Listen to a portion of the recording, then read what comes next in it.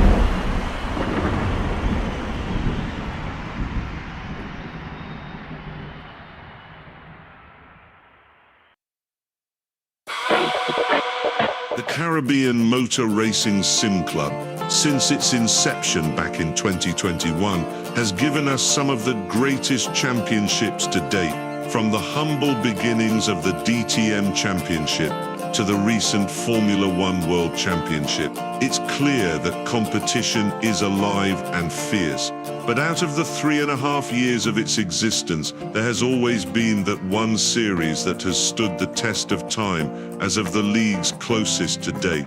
2022 saw the TCR Euro-Asia Series in its eye-watering 3-wide racing with the inclusion of reverse grids. 2023 witnessed the BTCC Legends Championship, still talked about to this day, with its perfect balance of performance. And finally, 2024 had the Ferrari Challenge, where the points battle could not have been closer, with a 3-way tie at the end of it all, with the addition of your points going to your best result per round. So now, how does 2025 top all that? Combine all 3 championships and create something sim racing has never seen before. Caribbean Motor Racing Sim Club presents the TCR World Series. All the days when I was searching for some kind of sign, now I've reached the destination with someone of my kind. Keep me breathing with a feeling like an LED light. Now I'm moving through the shadows. You woke me up tonight. I know that everything's in focus now. I'm seeing clearly for the first time.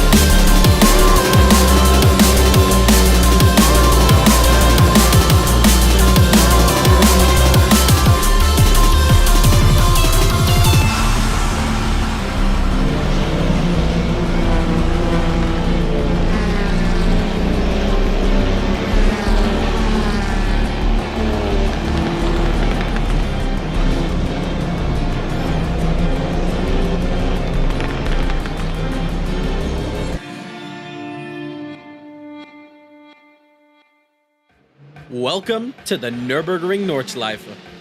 Deep in Germany's Eifel Mountains lies the most feared, revered, and legendary stretch of tarmac in motorsport. The Nürburgring Nordschleife opened in 1927. This 20.8 kilometer or 12.9 mile monster was built to test both man-made machine, and nearly a century later, it still does the exact same thing. With over 150 corners, brutal elevation changes, and blind crests, and almost zero room for error, the Nordschleife is in a league of its own. It's not just a racetrack, it's a survival test. The track has earned itself the nickname, like the Green Hell, and for good reason. It's long, narrow, fast, and completely unforgiving. Weather can change from sun to rain in a single sector.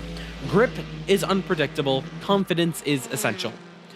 From Formula One in the 1950s and 60s to modern-day Nürburgring at 24 hours, this place has hosted nearly every form of motorsport imaginable.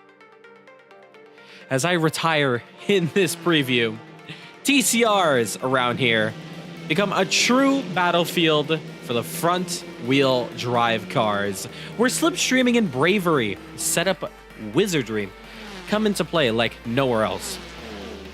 TCR drivers are faced with the toughest touring car challenges on Earth. One mistake, game over. One lap, a lifetime of focus.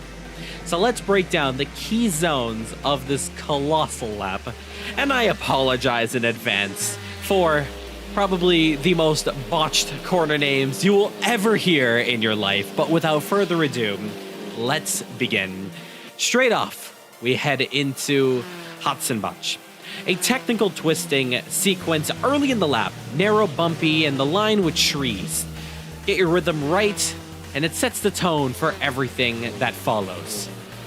Flugspot, a blind crest at full throttle. The car gets light, sometimes airborne, before smacking back down into the fast right-hander. It's the first real heart stopper of the lap. And then the Schwitzwein into the Armberg, one of the fastest sectors. A near left leads into a straight, into a heavy braking zone. You need confidence on turn-in and control on exit. TCR cars, though, love to rotate here. And then Floschenrush, a downhill plunge into comparison. It's so violent to other corners around this circuit, and it tests suspension and nerves. Keep it planted and stay low. The power back up the hill without upsetting the car's balance. And then the carousel, the most iconic part of the circuit and maybe in the world. Banked concrete, one line fixed, drop in and hold it. It looks slow, but it's done right and fast and brutal when you just have to put the throttle down and keep it turned in. Hohenach into Brüchen. This middle sector part of the circuit flows with contraction in different directions and changes in elevations, like every corner around here, but every corner connects into the next in this section. It's all about keeping the momentum in a TCR car. One mistake here drags you throughout the entire sector. And then the Flatzgarten. Jump, land, flick, commit.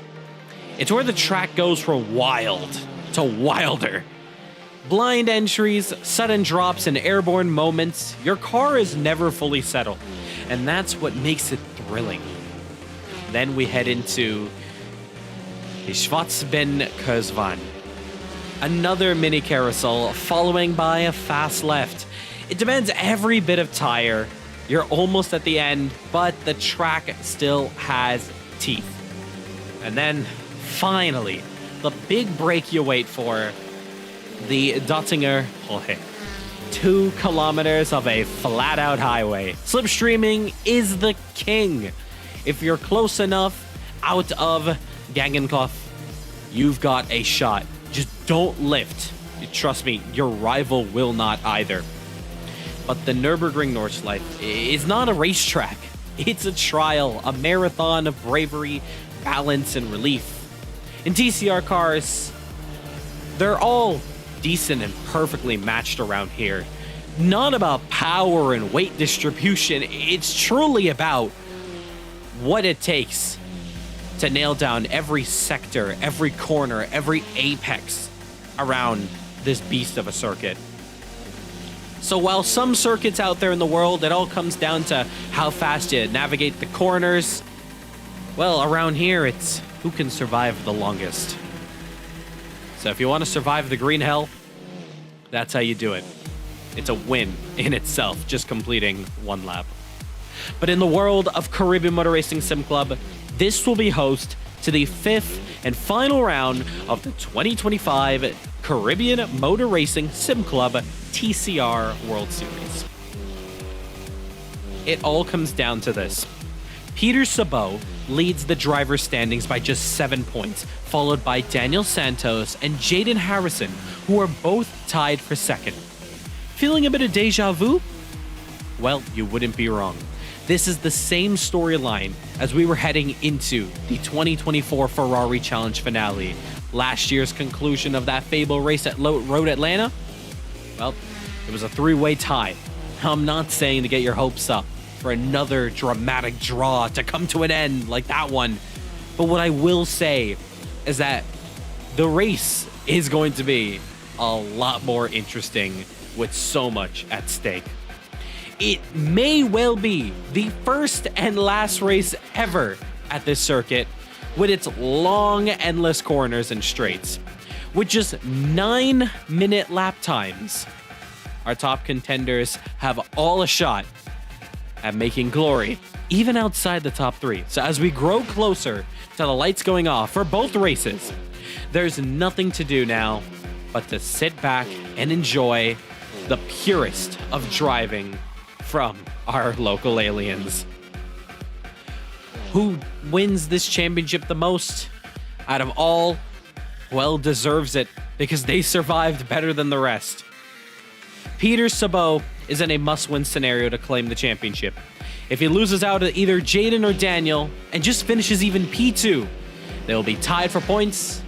But with Peter still yet to find his first win in this championship, it really has put the top 3 on level pegging.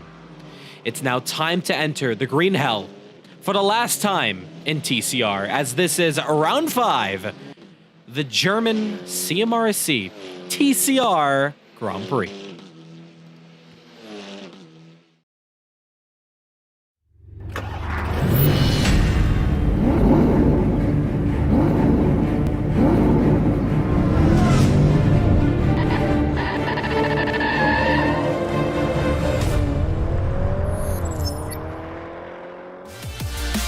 Ladies and gentlemen, welcome back to Caribbean Motor Racing Sim Club, at a circuit we know all too familiar, but a layout we have never been before. It's time for the 24 hours of Nürburgring Virtual, the very first endurance virtual of the year. You may notice we skipped out at LEMANS. That's because we were all hyping up this event. It's the Nürburgring. It's going to be a fantastic event. We've already on a special stream start time already almost an hour earlier because we have an hour of qualifying. That's how big this circuit is going to be. So it's going to be pretty awesome racing that we're going to have out here. What can you expect? We have a championship finale coming your way. We have a bunch of drivers in TCRs looking to make some glory. We have a lot of action coming your way. Lots of qualifying to go. So let's catch you up to speed of the event that's taking place today.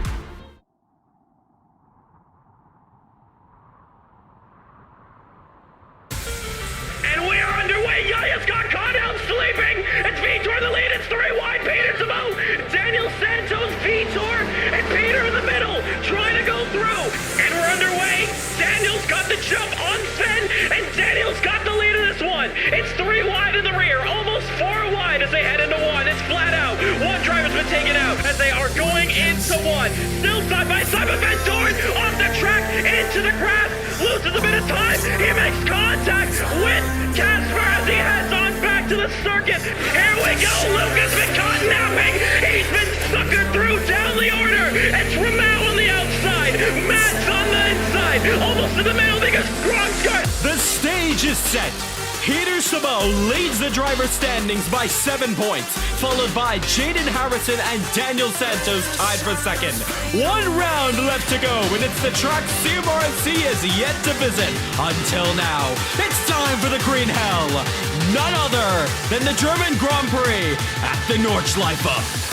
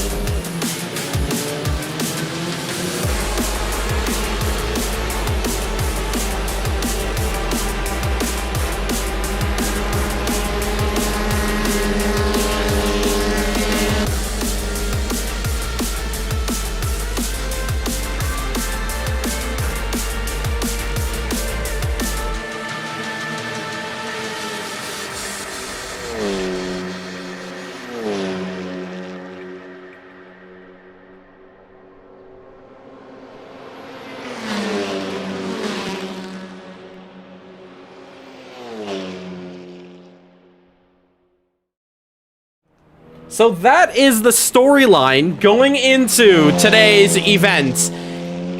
It's a championship fight like no other. And, well, we're feeling a little bit of deja vu as we head into this one, because Ferrari Challenge just last year, heading into the finale, it was tied for second, with first place a bit of a gap. Now the tide is shifted over to, well, a storyline that feels a bit similar. However, stakes are a little bit higher. Now let me introduce you to our man who's currently in the lead of this championship. However, he does not have a single race win just yet. Peter Sabot needs to win this race if he wants to get this championship done and dusted. If he's got no plan of winning, he needs to finish ahead of both Jaden Harrison and Daniel Santos for his sake. We have not seen the sights of Jaden just yet, but the fastest man on track has been Daniel Santos, the Portuguese driver, really looking for his first championship victory in the league. So it's going to be pretty intense what's going to go down. It's going to be a long qualifying session, 1 hour of qualifying, and then we're going to get into racing. So, of course, we're just waiting for the checkered flag to come down now on this free practice session, and we welcome you out to a special early start time for this one. And we've been doing a little bit of research in the background and finding out maybe we can be racing an hour earlier in CMRSC. Keep an eye on that. If you want to get into all the further bits of what we do around here, join our Discord. Link is in the description, and you can find all our stuff in our Discord. If you're not a fan of the racing and you're just here a spectator, we totally understand, and you can join us on Instagram and Facebook, all under Caribbean Motor Racing Sim Club, and we will be updating you guys every week. You're gonna get some awesome posts over there, and we are working on our revamp of the TikTok account that we've got to put up some more big highlights that you can only find on YouTube. We're gonna be spreading more of that stuff out there. So a decent field. We should potentially be getting around 15 drivers, so a lovely group of guys for a lap time that's around 8.5 minutes. It's something that's totally alien to our league, that's for sure.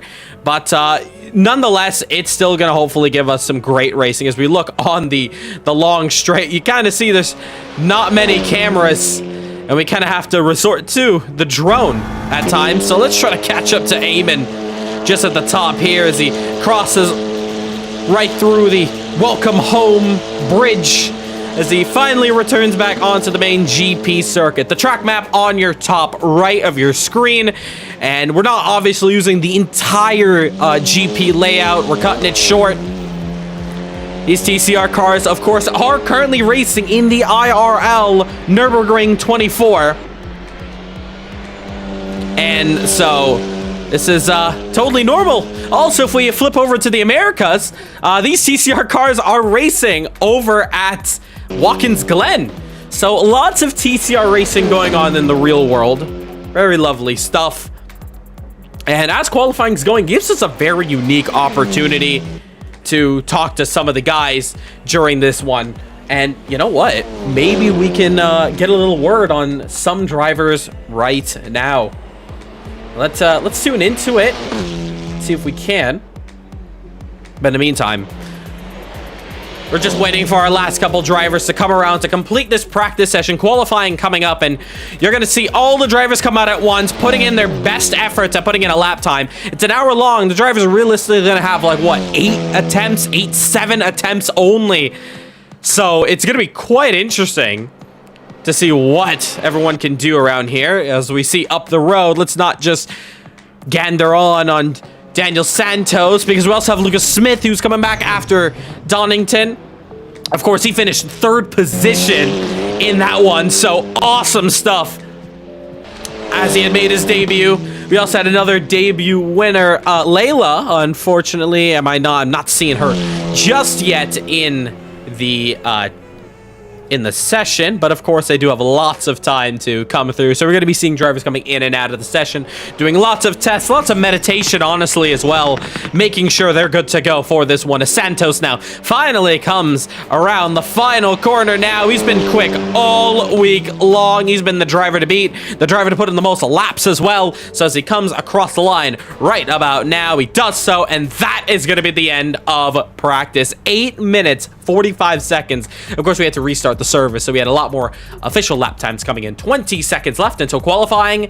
It's time to get intense here today. It's qualifying for the Nürburgring 24. Don't go anywhere. We're live right now.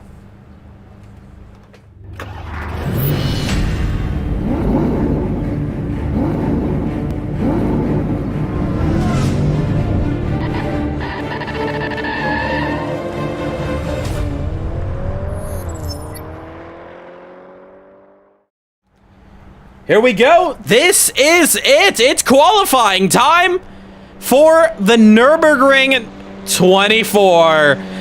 It's the final qualifying session of this championship. And oh boy, is it going to be an intense one.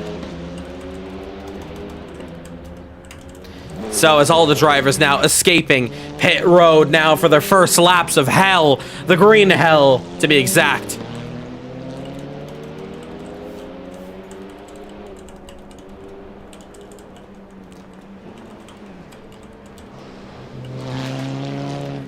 And as we watch now these cars come around here, you're going to see all the cars come out on track. We have 3 manufacturers that have been racing throughout this championship.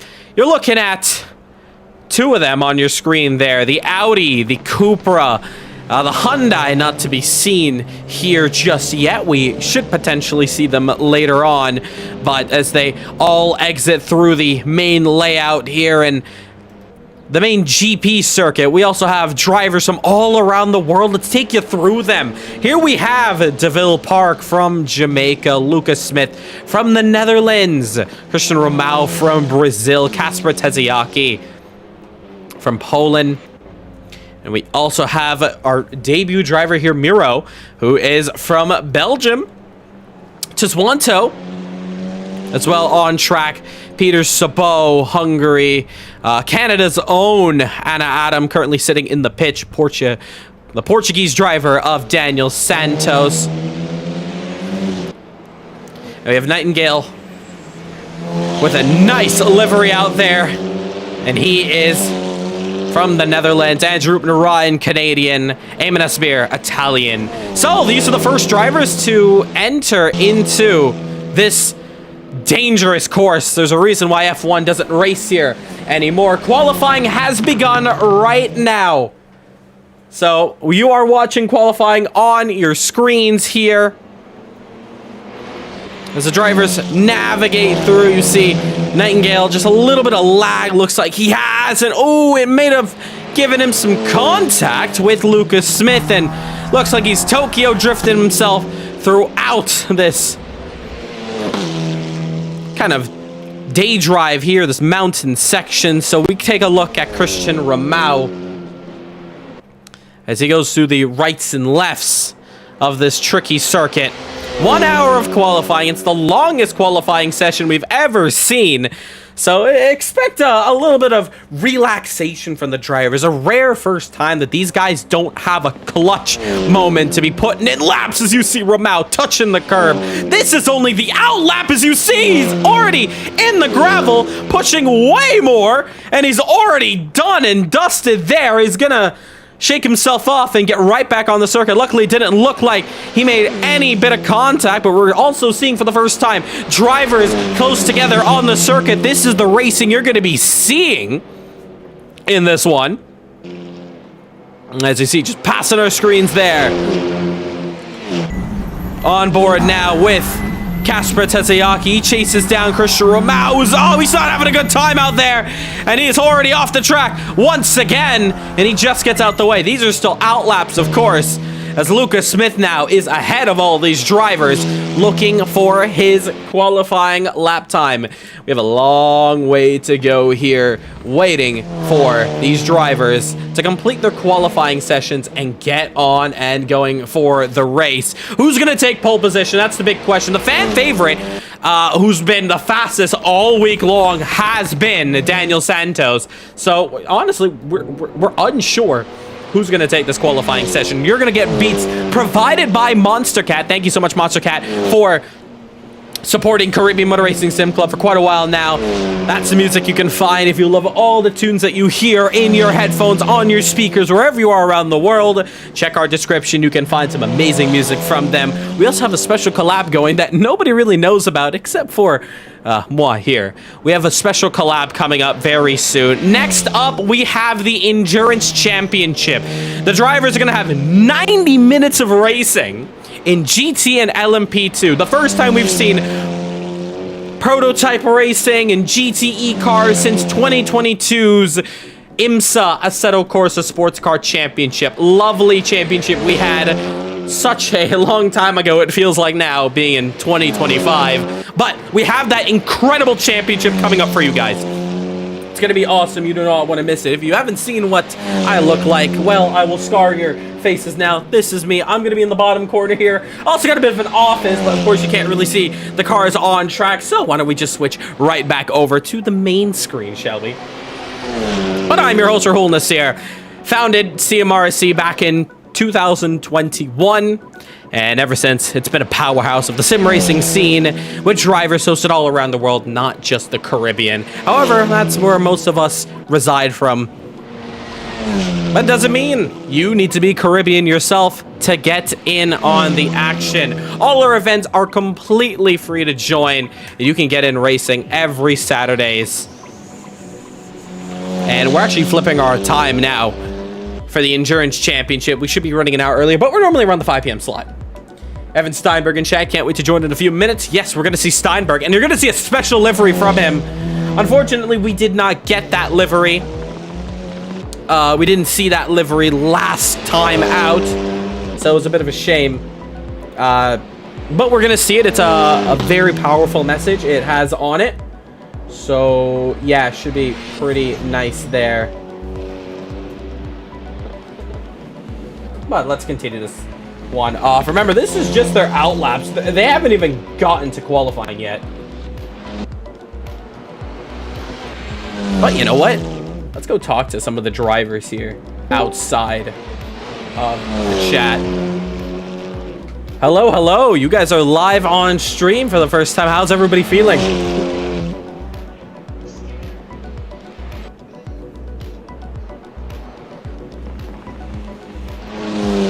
Let's take it one at a time here throughout the chat. Miro, you're of course our debut driver in CMRSC. How you feeling? This is your first time out here in this kind of competitive scene. You're totally familiar with the competitive scene in sim racing. How you feeling going into today's event?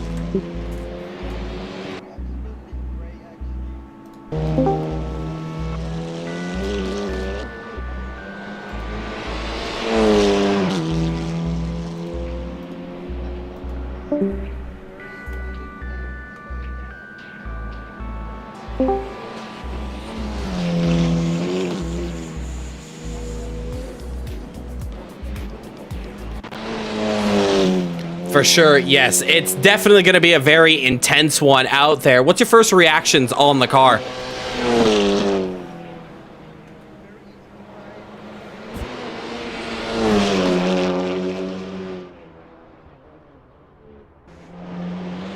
Indeed, yeah, it's definitely going to be a pretty intense one out there, that's for sure. But we want to wish you best of luck in this one. It's still qualifying, and it's kind of funny. You're still on your outlap. Long way to go. Best of luck for you.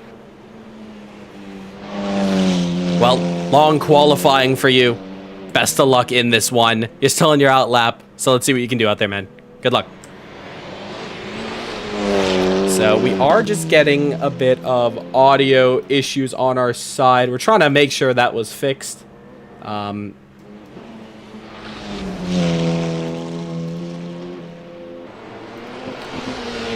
So yeah, apologies for that. That's a bit of a shame that we weren't able to get that full one there. Still, audio is being in a testing on here, so we're just gonna make sure we get all that on, and as we do, we actually have we're actually gonna take a little sidestep onto this one, because Lucas Smith now has finally come around the final corner. We're gonna head back to interviews in a moment, and we're gonna talk to the drivers again, and hopefully if you're in Milan, if you have checked in to the race, then you'll be good to go.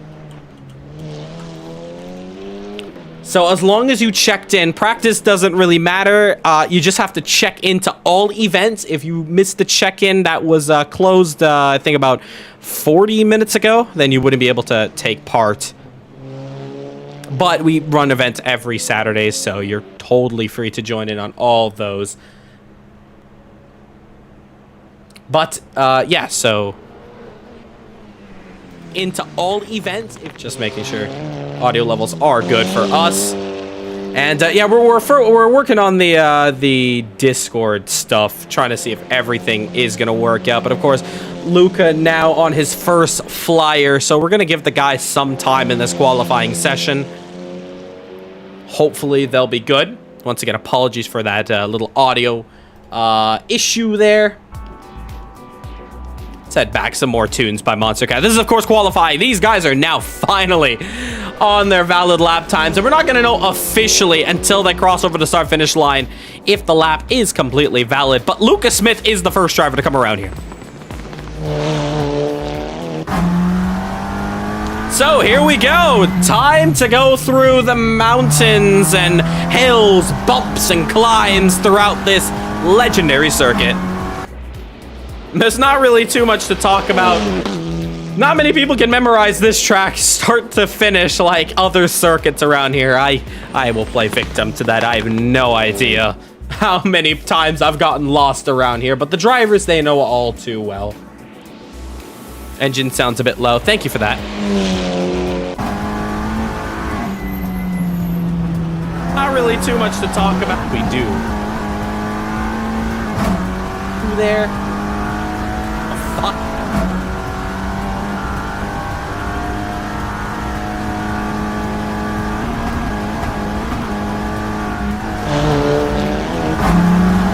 Okay, audio levels should be good. Thank you for that, Martin.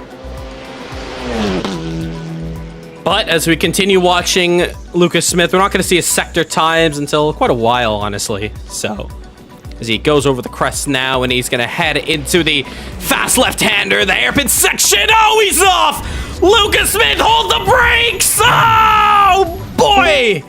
It's a tap onto the wall, and that is very unfortunate. That's going to be an invalid lap time, and the mountain bites. Next up, it's Christian Ramau.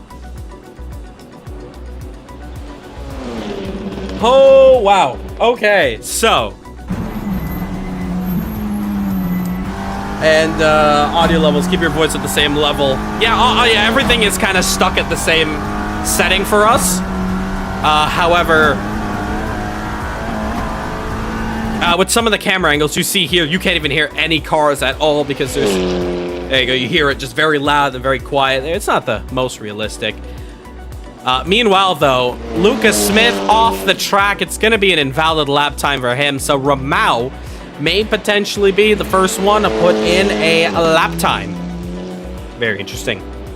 Very, very interesting around here.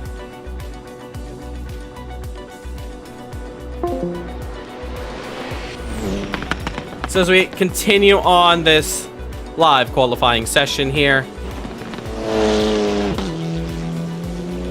remember you can join in all events, join in our Discord every Saturdays at 5 p.m. Eastern Standard Time. We're gonna try to adjust this audio and make sure we are good to go. As we watch Rahul just come around through. Very slow and steady, I should mention. There he goes.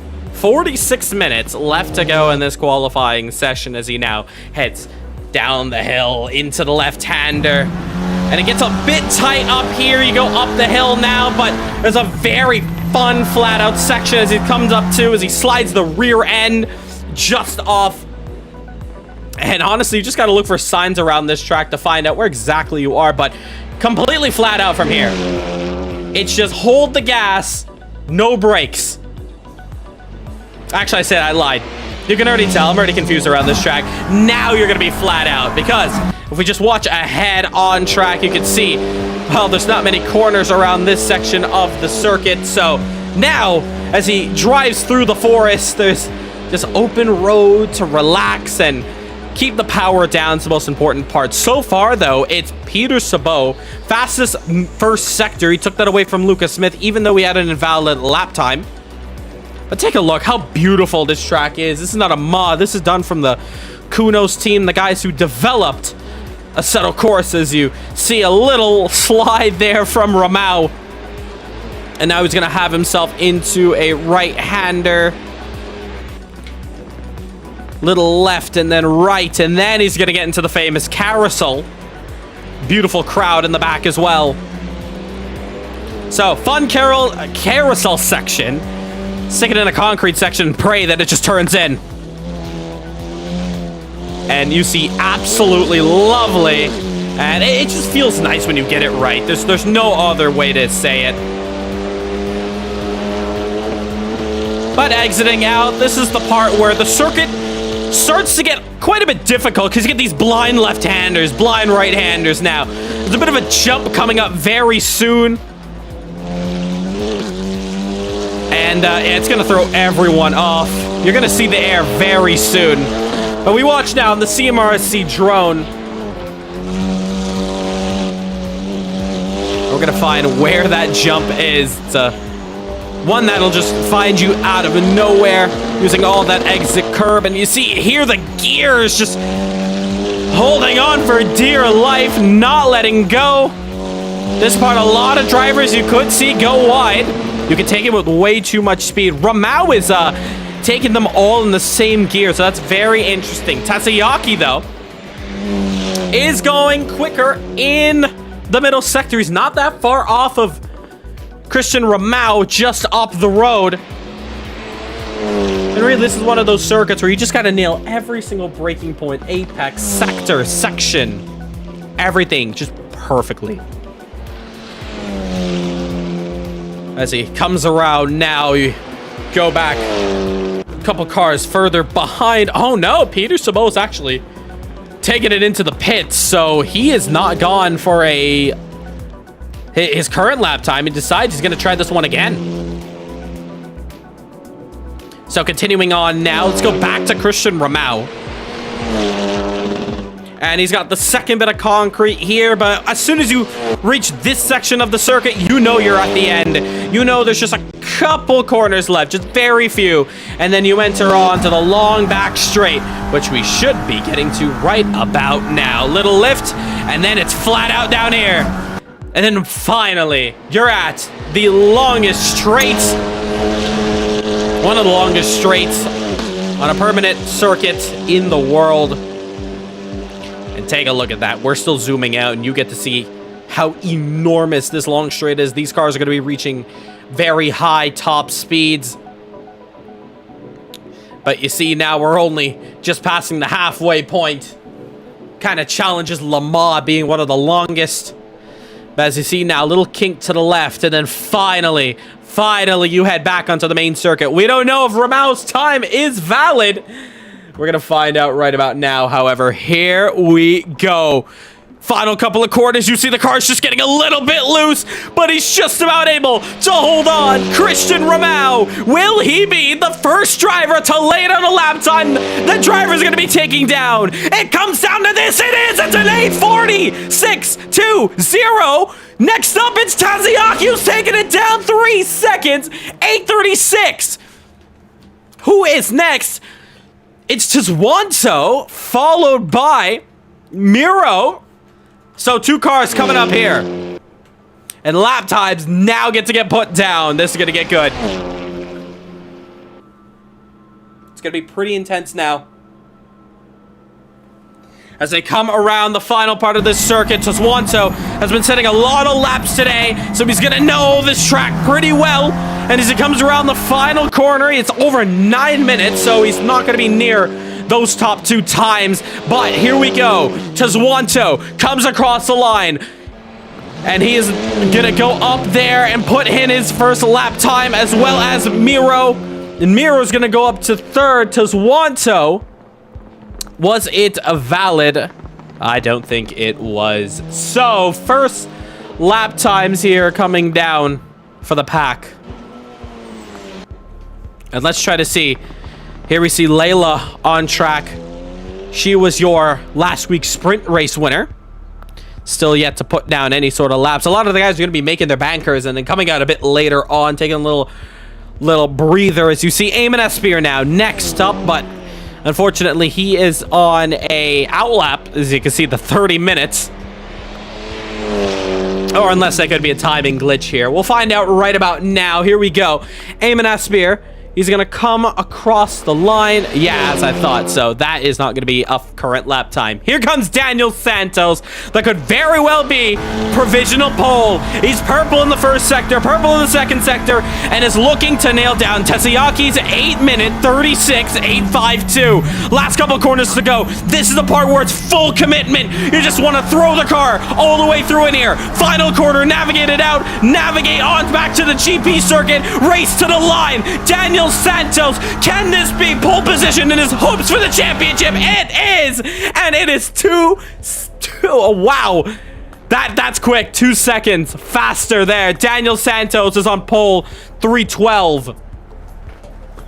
So, fastest lap time for him. That's great so far.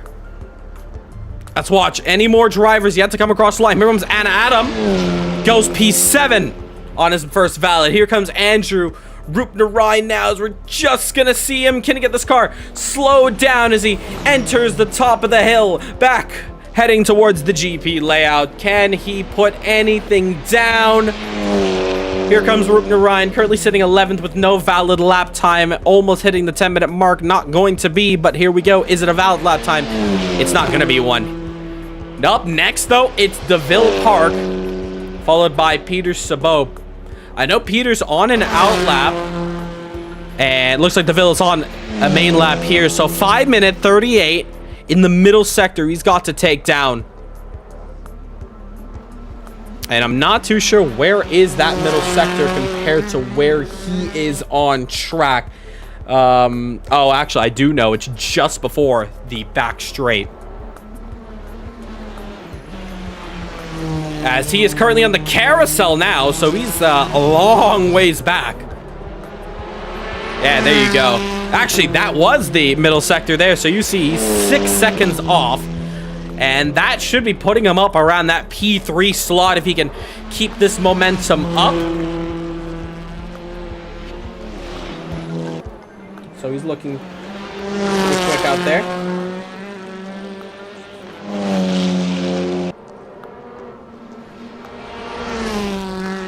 And DeVille, as we watch him on board, the only Jamaican, unfortunately, no sign of Jaden Harrison, we hope, just yet. And Evan saying won't be able to attend boring parents. And, well, there is still 37 minutes left, Evan, so Hopefully things change. If not, we understand. However, as we continue this live qualifying session on here for today's event, we're still wondering who's going to take pole position, because the gap for pole between P1, P2, it is 2 minutes. And Adam in the chat, in the paddock, he's saying this car is feeling like rage bait. He doesn't feel like doing this one. He's one of the drivers who loves his bit of downforce. He needs to win a race, either in the sprint or the main, to claim victory and get into the wildcard slots for the LMP2 class. And that is going to be what he's going to try to target for as we watch DeVille now gaining a little bit of confidence towards this end of this lap here. He's got a minute till he gets to the checkered flag if he wants anything with pole position. As he comes around the last couple of corners onto the straight, let's see if he can do anything.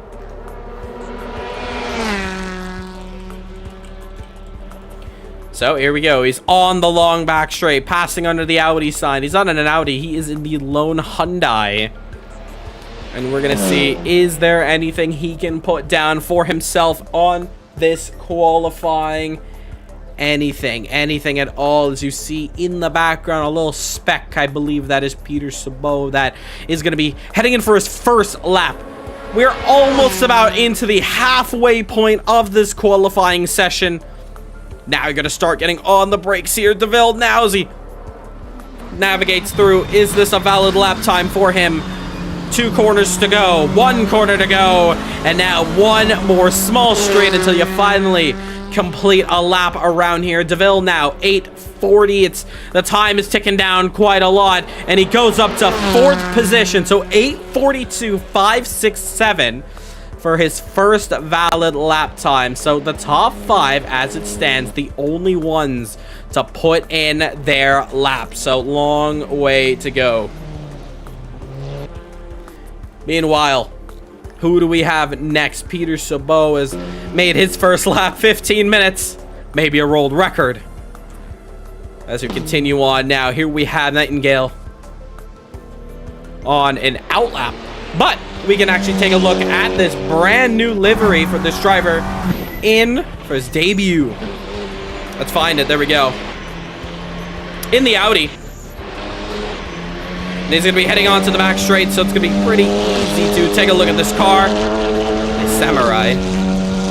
Love the look of this thing. Take a shot at that. That's pretty awesome. Number 19.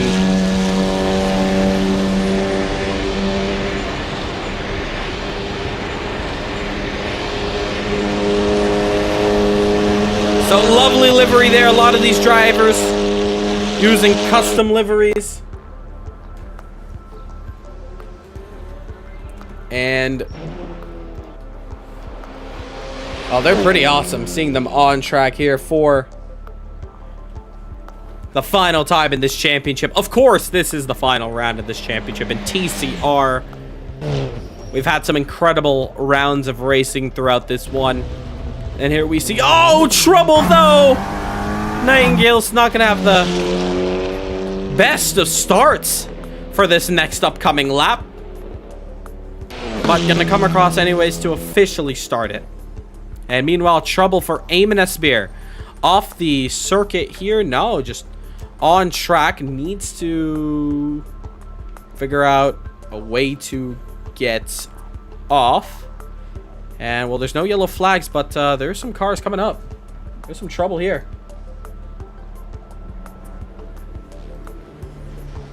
This may be some trouble.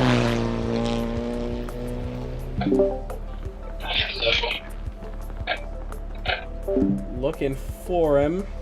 I'm not seeing any side of Eamon. Eamon has left his car on the circuit. That is a very dangerous part of the track.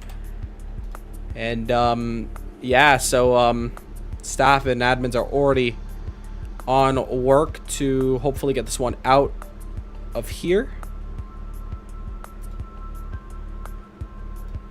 And there is something going on with that car. Oh, he's got it going. Just before.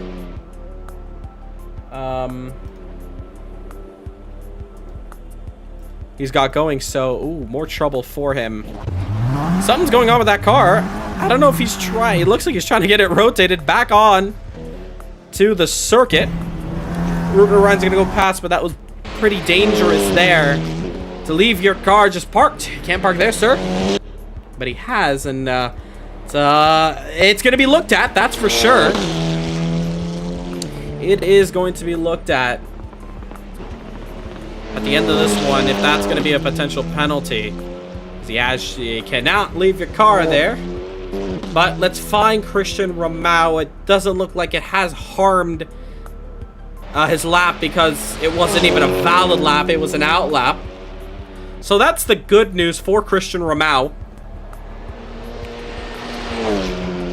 So as we continue this qualifying session off here, we can start talking about the next championship and the format of it. Before we do, we have a lot of high stakes in this one to find out who is going to be, you know, taking pole position. This is a championship finale. It's a championship fight to the very end. If you not been here at the start of the stream, well, I'll give you up to date. This is the championship that's on our hands here today. Take a look.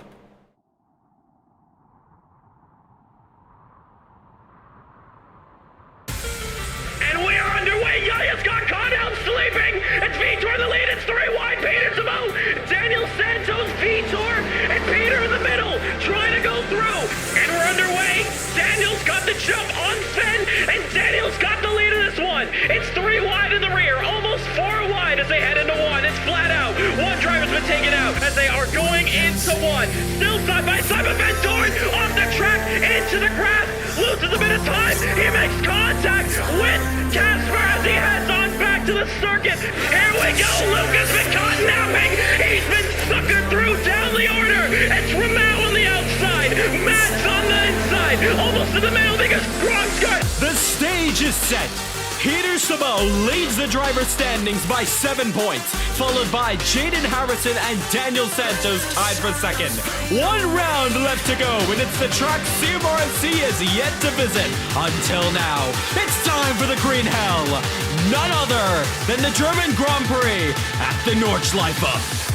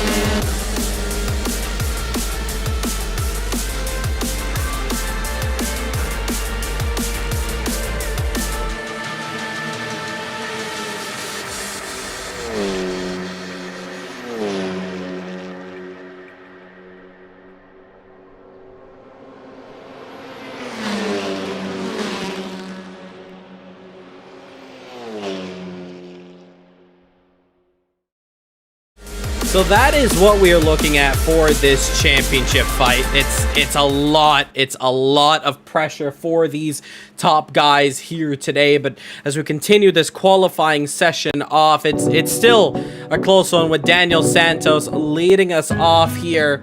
He's still on pole position, so it's going to be a very interesting one coming to the end here of this qualifying, and we're just going to come through in just a moment. We're going to be joining back into the session, but we're going to try to see if we can get some more cameras here on the track to get a nice view of the racing and qualifying going on right about now. But if you are enjoying the action, it's a bit boring right now, and it's not normally what we do. We have a long qualifying session left to go here today, but up next we have the main race. It's 3 intense laps of sprint German Grand Prix racing. It's going to be pretty awesome. We're going to head right back on to qualifying here. We're still looking for who's going to be taking pole position here today in this qualifying session. So far, it's Daniel Santos in pole, provisional, with a 134.552. So drivers still on their laps, you know, looking for what it takes to be the fastest man on track. Daniel Santos he's on pole position. There you see the times updating there. And you see that he's the fastest man on track, 8:34.552.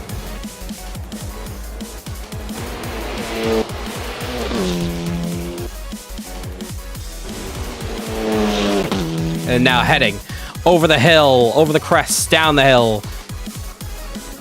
Car gets very light under, but he is on the main one. This is a flyer here. We also have Kasper Tessiaki also on a lap. He's improving. Christian Ramau is also improving his lap time as well.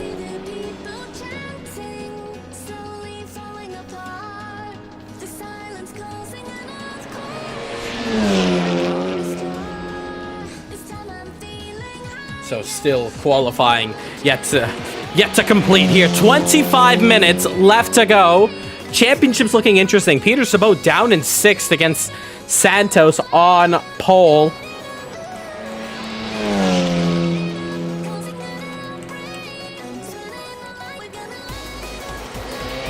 Let's go on board with driver's eye. Christian Ramau, let's see what he's seeing on track.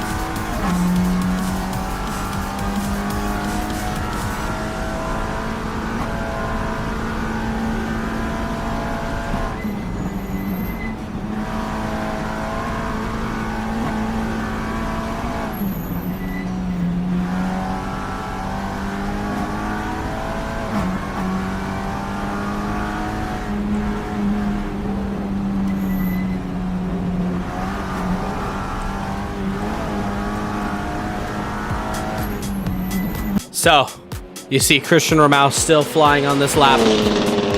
And you hear that gearbox whining once again. He is currently sitting P3, but he's got the fastest middle sector of everyone on track. He is a driver currently ahead of all these guys here looking for this one. Meanwhile, we also have Layla in for her first flyer. Can she put down a good lap time to compete with the front runners? It's going to be a very crucial lap.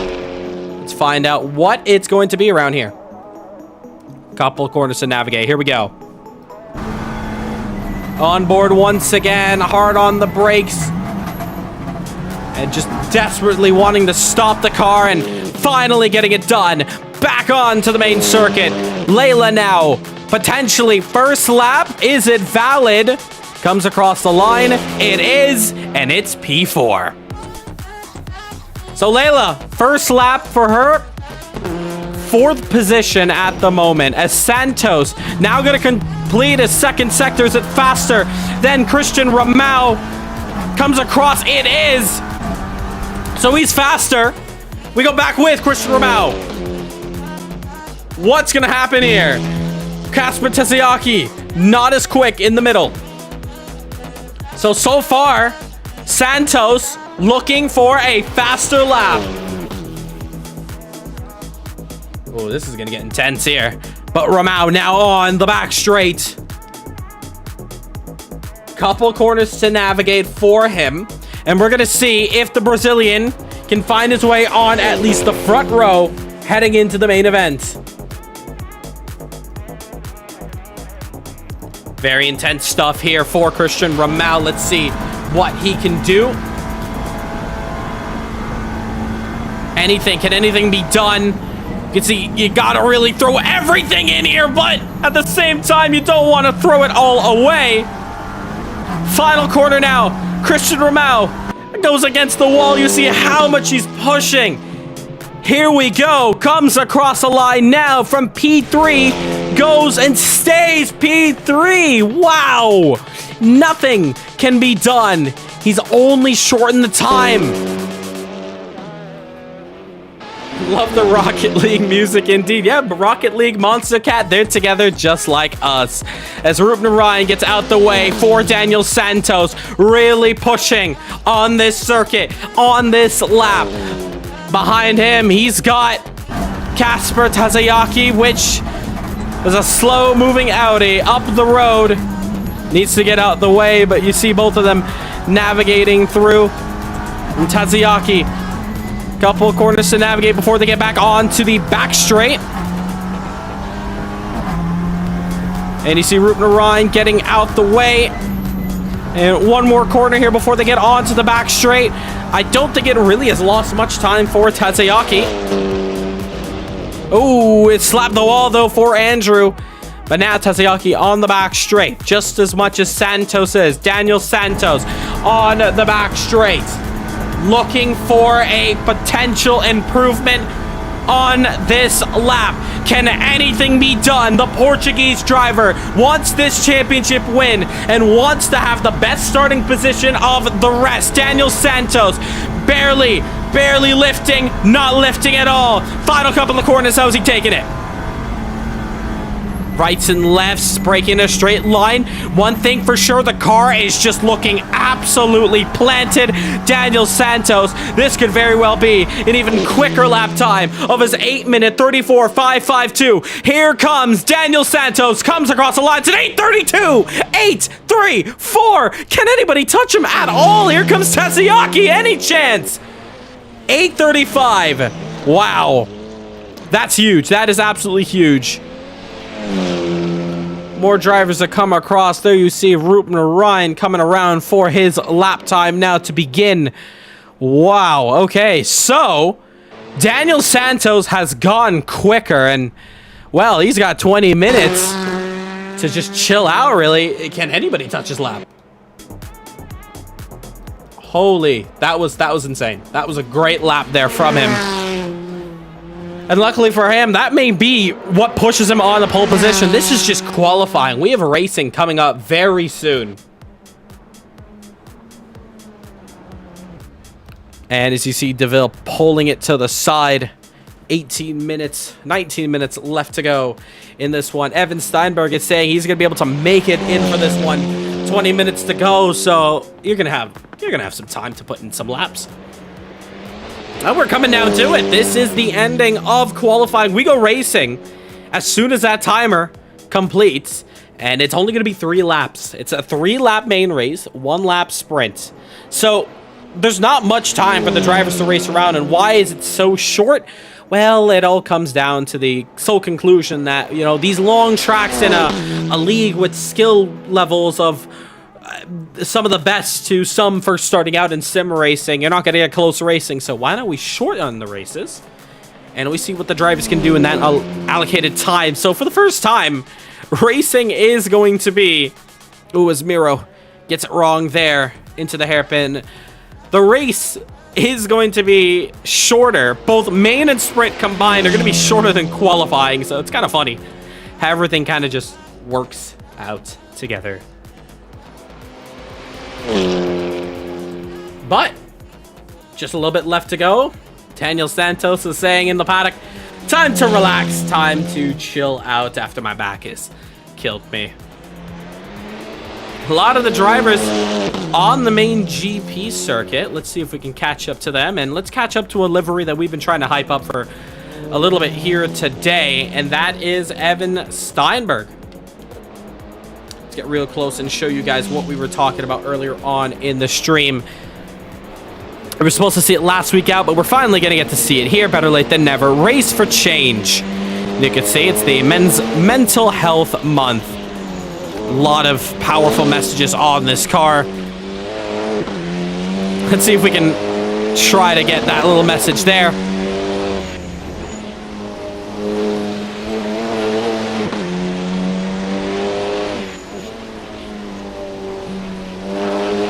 And yeah, love the livery here from Evan Steinberg. As he forgets to put in a gear. Probably realizing, hey, I'm on stream. But probably one of the more powerful liveries ever since 2022's DTM Audi, done by Klaus in support for what was going on in the Ukraine. And love the powerful messages. It's always to spread awareness, and what a better way to do it than, you know, giving it to us on a large stage like this for a crowd at home. And yeah, as you see, oh boy, a little bit of lag there. But Steinberg in a car that, who knows, we could potentially see him on victory lane, as well as all these drivers on victory lane. 14 in the fray, but only one can take victory. However, yellow flags on track. It's Andrew Rupner-Ryan. He's taking it into the pits. 15 minutes, 50 seconds to go and counting. We're coming down to it. We are coming down towards the very end of this qualifying session here. And we're going to find out who is going to be taking this pole position for the final time in this championship. It all comes down to the grand finale of this series. What's happening next? Next week, we head to Spa for the Belgium Grand Prix for endurance racing. You're going to get to see LMP2s. You're going to get to see GTEs. You're going to get to see some quality multi-class racing. They are not going to find better anywhere else. It's really the league to find your best racing, no matter what. You know, interestingly, I've heard a lot of words from drivers over the years. We've started this stuff back in 2021, and I've heard countless stories of toxic league owners, toxic environments, and that is just not what we stand for quite at all. We host very competitive racing that can get a bit heated at times, but that's natural when it comes to these sports. But overall, we host a very friendly field here, and well, I hope I'm not any toxic at all. We do not give any toxic environment, no matter what. Here we see Nightingale now heading into the pits. There's no mandatory pit stops in this one, so luckily for him, he can just chill out, because 14 minutes and 20 seconds. So if you want a nice place to race, you can check us out, CMRSC. You can join our league Discord in the description and join us up from there.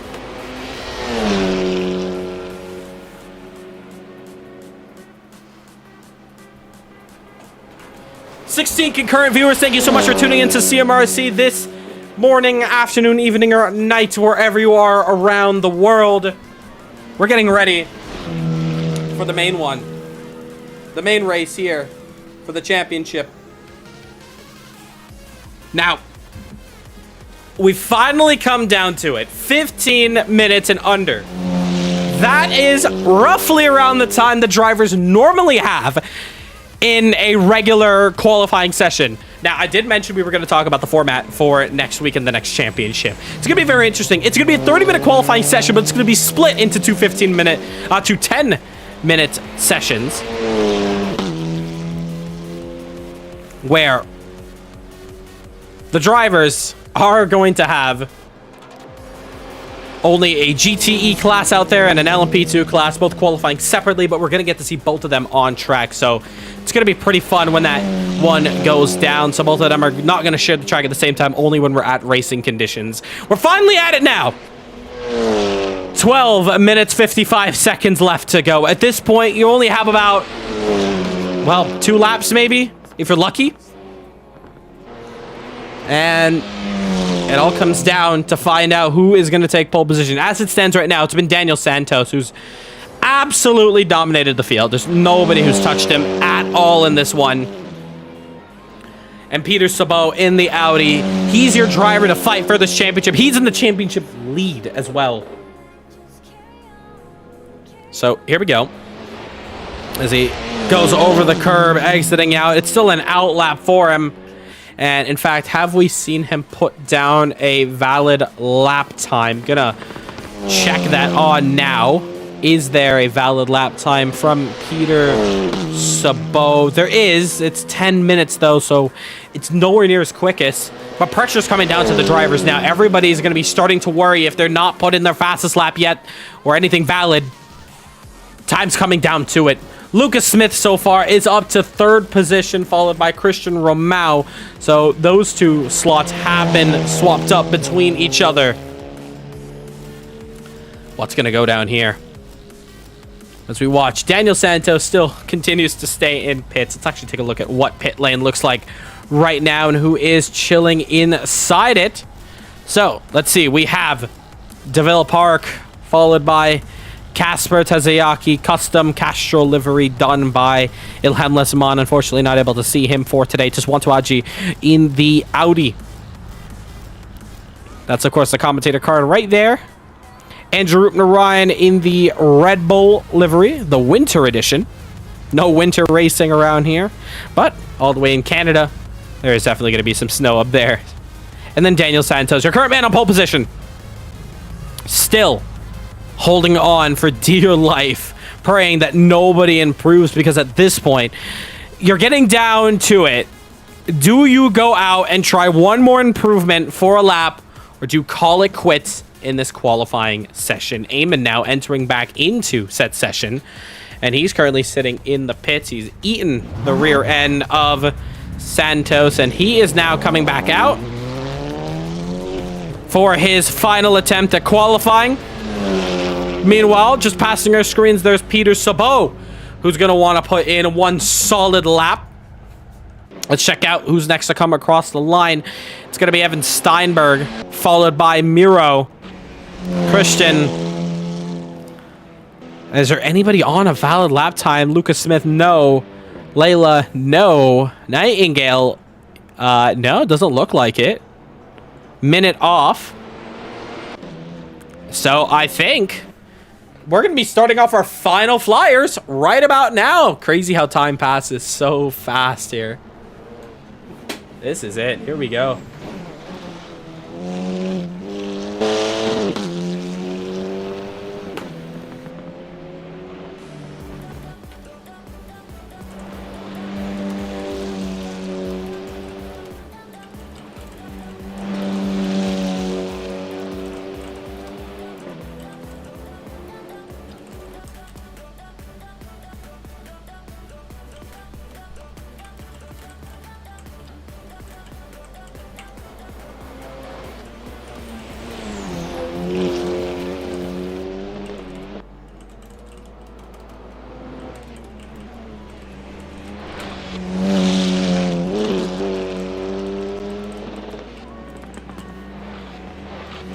Anyways, let's catch up back here. Just replying to some of the drivers in the live Discord that you can join up in our description.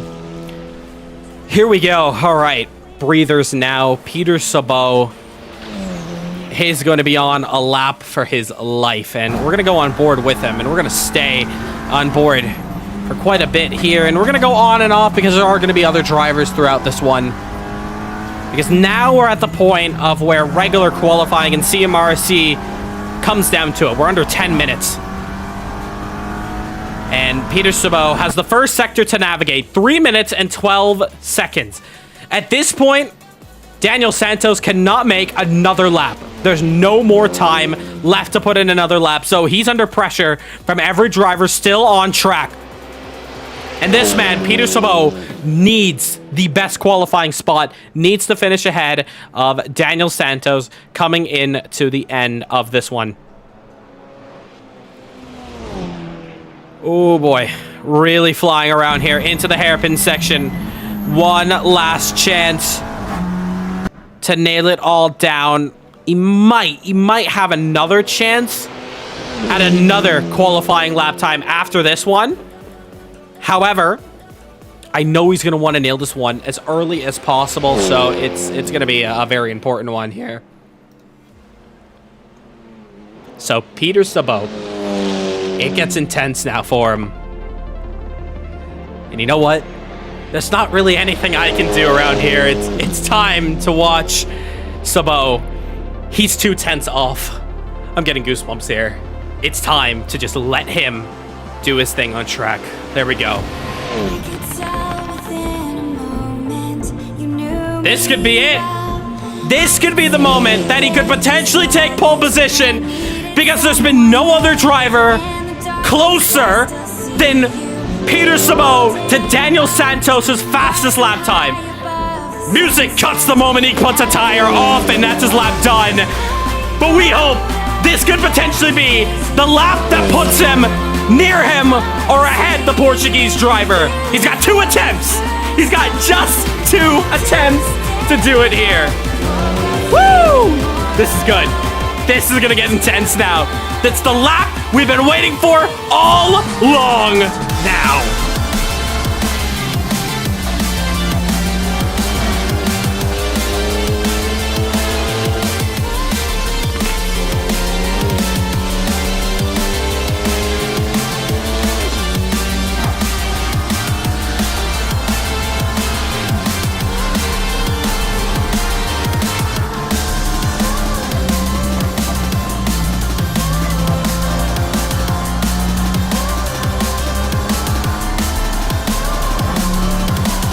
Navigated the first section pretty good. We're at the flat out zone.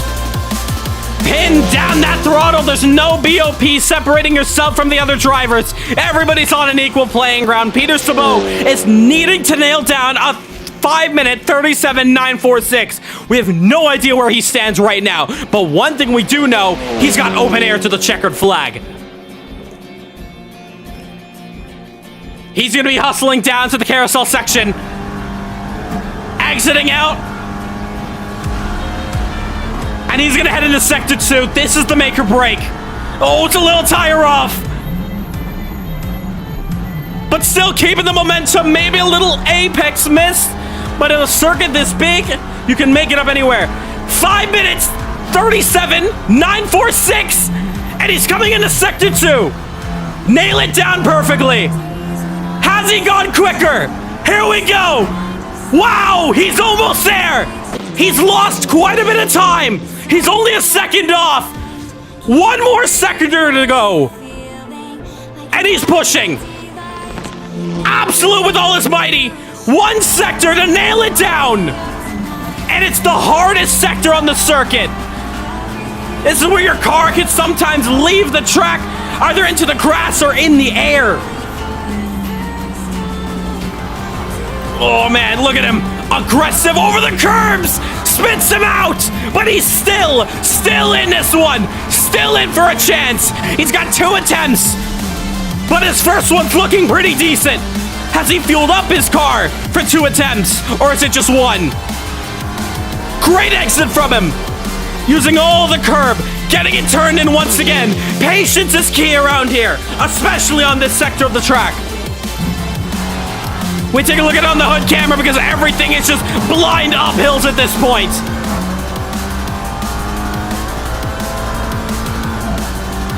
Can anything be done? Here's the, all 4 wheels off the circuit. Back on it, just like that. It's the moment where your heart stops, it's in your mouth, but you keep pushing on. And Santos, he's watching this time. He's watching it very closely. The chat loves Daniel Santos. Peter knows he's got 1 attempt at most. He just needs the front row. He needs the front row to battle Daniel Santos. If Daniel's the quicker man today, you gotta find a way to beat him. Oh, he's gone 4 off. He's gone 4 off. He's lifted off. He's absolutely, no, he's pushed way too hard. Heart in mouth moment, and he's done. That was the last attempt Peter Sabo had at pole position. He's thrown it away on the penultimate corner to the back straight. I cannot believe it. Wow. That was intense. That was intense coming to the very end of that lap. He had just like 3 more corners before the back straight. Everything else was textbook at that point, but there's still drivers left to go. Eamon Espeir is still coming up for his final lap, but we do now know that Peter only had fuel for one lap there, and that is heartbreak for the man who's now going to be starting this qualifying as it stands 9th position. That's insane. Wow, I cannot believe it. That is absolutely insane, but we look now, actually that's Nightingale now starting his lap. Wow, holy, that was harsh. It was a harsh end there. But here we go, Eamon Espeir now on his final lap. He's also in this championship battle too, and we haven't even looked at the points until now, so we're going to take a look at that here on the main screen. We're going to show you how close this battle is for points.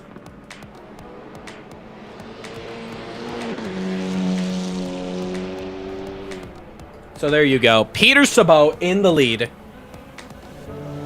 57.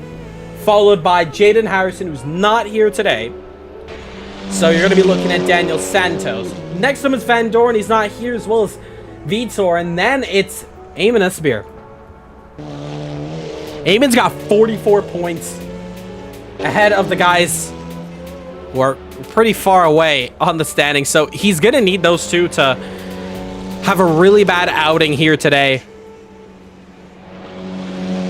If Eamon wants any chance at a redemption comeback championship, he tried to do it back at Porsche Cup, but now he's got this qualifying session to at least put himself up for a really good challenge in this main one.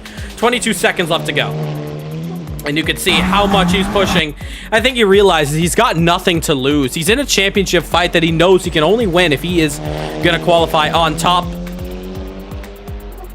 So we'll find him out shortly. Meanwhile, let's go up to P7 and Miro in his debut qualifying, looking for a potential chance for the first time in a long time.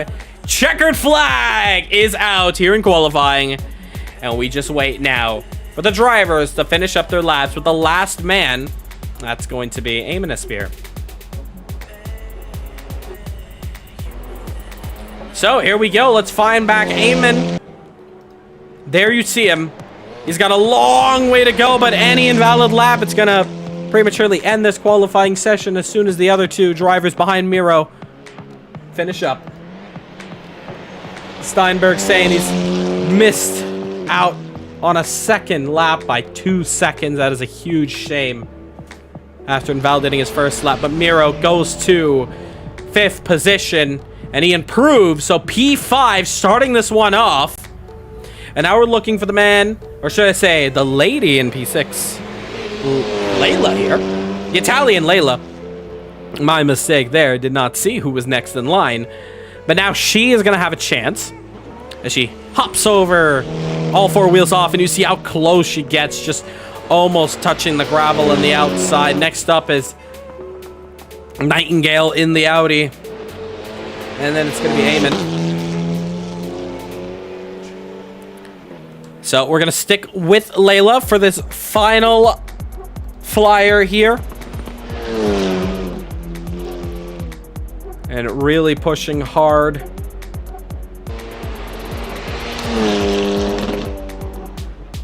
For this first one. And the last one here. Needs to take down 832, or at least find a way to put down that lap. But there you see now she's entering onto the back straight. This final time. Christian Ramau saying he's crashed on his last lap, his last out lap.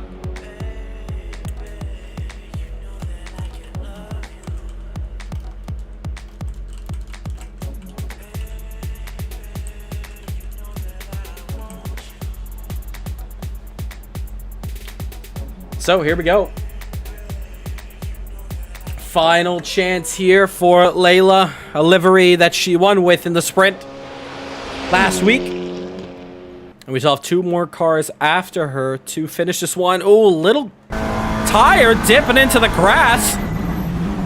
On the outside! Look how close you get to that pole. That could just end your lap just like that. And now racing to the line. Layla from P6. Can she improve up the standings? No. Improves her lap, but nothing can be done. So the drivers continue to patiently wait for just 2 more cars to come across the line. Where's Eamon? There he is.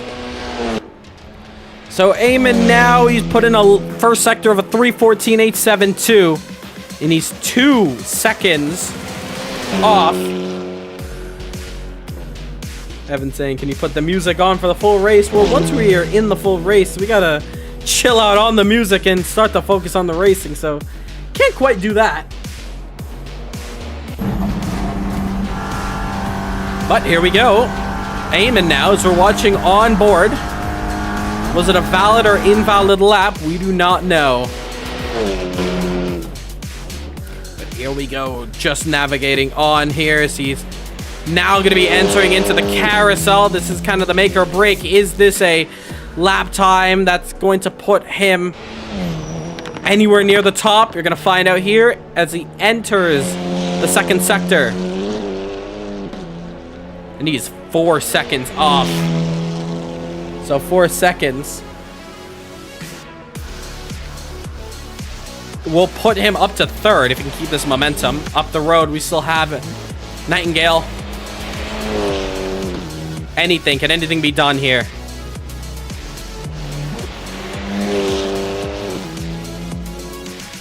There we go, on board. Racing is coming up.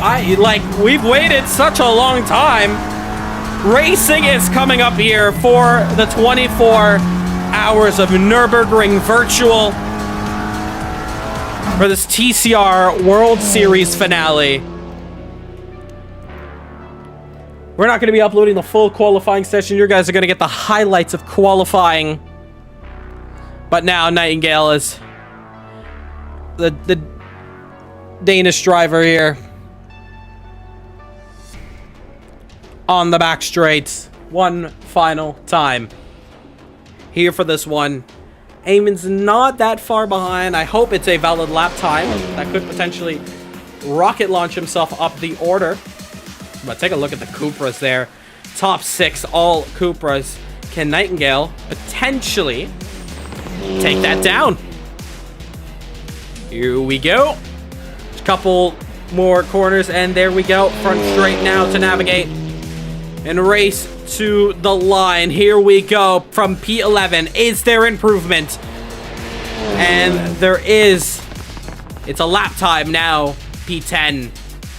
And now we just wait for the final driver. As long as it's valid, we're going to see the full thing. And should be heading on to the back straight. Everybody now finally completing their qualifying. It's now just up to the Italian of Eamon Nasseir. As long as it's valid, qualifying will not end. And Eamon's going to get the chance to finish this lap. But if it is over, that's going to do it. If he did put 1 foot off, here we go. Eamon, 1 chance, P9. Is there anything at all can be done here today for the Italian here? We're going to pause the music now. We don't need it anymore because now we watch the final driver in qualifying here. We are over 7 minutes almost of overtime. Final couple of corners here for Nasseir to navigate. He's got 8 seconds if he wants pole position to come across the line. It may not look like it's going to happen this lap, but this could be a lap that could potentially put him at the top drivers to fight for this championship. From P9, he goes to 4th. That's qualifying coming to an end there. And all the drivers completing it. Takes it to the pits. That is it. Daniel Santos has taken pole position here with his fastest lap time.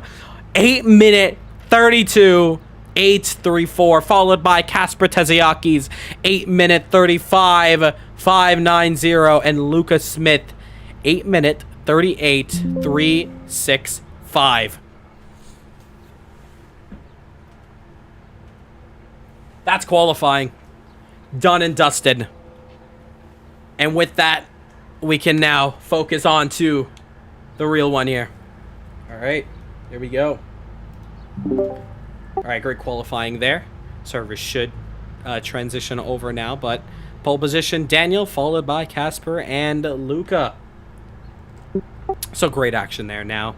And we should be heading into qualifying. The ending of qualifying session should close out now, and we should get into the racing. So just a reminder, no mandatory pit stops. You guys are just racing from flag to flag, no safety cars. You're just going to be racing till the checkered flag in this sprint, this 3-lap sprint, and then we get into the main one. Reverse grid, complete full reverse grid for that one. So best of luck. All right, here we go. And this is what the drivers are going to be racing towards. The championship begins now for this final time.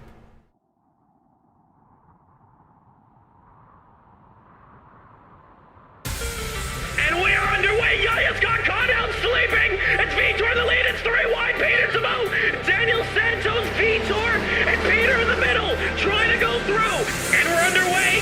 Daniel's got the jump on Sven, and Daniel's got the lead of this one. It's 3 wide in the rear, almost 4 wide as they head into one. It's flat out. One driver's been taken out as they are going into one. Still side by side, but Van Dorn off the track into the grass.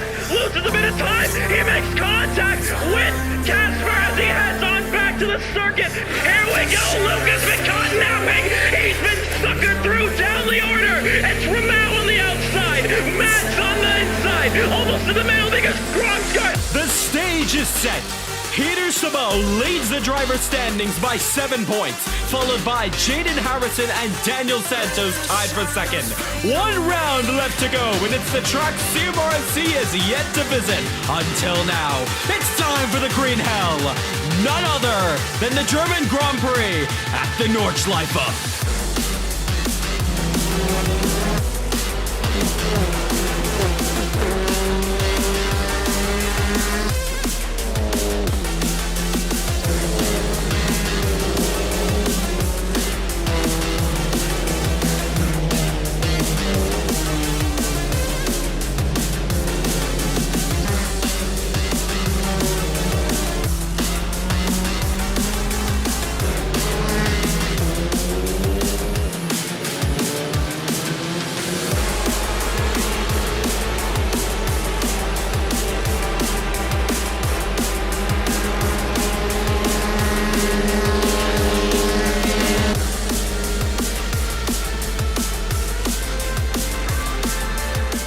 Here we go for the main race. It's time to get this one finally underway. 4 lights, 5 lights, and we go racing for the finale of TCR. Santos with a great launch, but Lucas Smith has a better one as he's on the outside looking for a potential move into turn 1. It's a hairpin, so it's all down to this. What's gonna happen here? Oh, you see DeVille off the track going wide. Little contact there between Smith and Tazayaki as Eamon Asseir. Can he look to a move on the inside? Cannot be done throughout there. It's almost 3 wide in the back as they start to file in 2 by 2, but Santos at the moment still in the lead. Little bit of a slobber knocker there. 2 cars going and touching each other between Luca and Eamon. But look at the advantage Santos already has between the cars behind. And oh, there's carnage there, and Miro's made contact. Oh, he's made contact with Tazayaki. And that is huge. That is huge drama at the start here. Missed his braking point, and he's gone down the order. And there you see Peter Sabo. He's in this championship. Needs to desperately get ahead. Miro looks to the outside, trying to get this move done side by side as they go into the right-hander kink. All to play for here as they all head on to the ending of the GP layout. finally getting into the Nordschleife. Here we go. This is time. It's time as all the drivers file in single file. Racing is going to get really intense under here. Side by side, as you see, Rahul and Tazayaki, both drivers very quick. Expect them to start getting themselves cut through the order. As they continue, you also see Lucas Smith's also opened up the gap. Eamon Nasseir has some little bit of pressure between himself and DeVille. And you see Miro in his debut race. He's struggling quite a bit as he's just trying to hold on.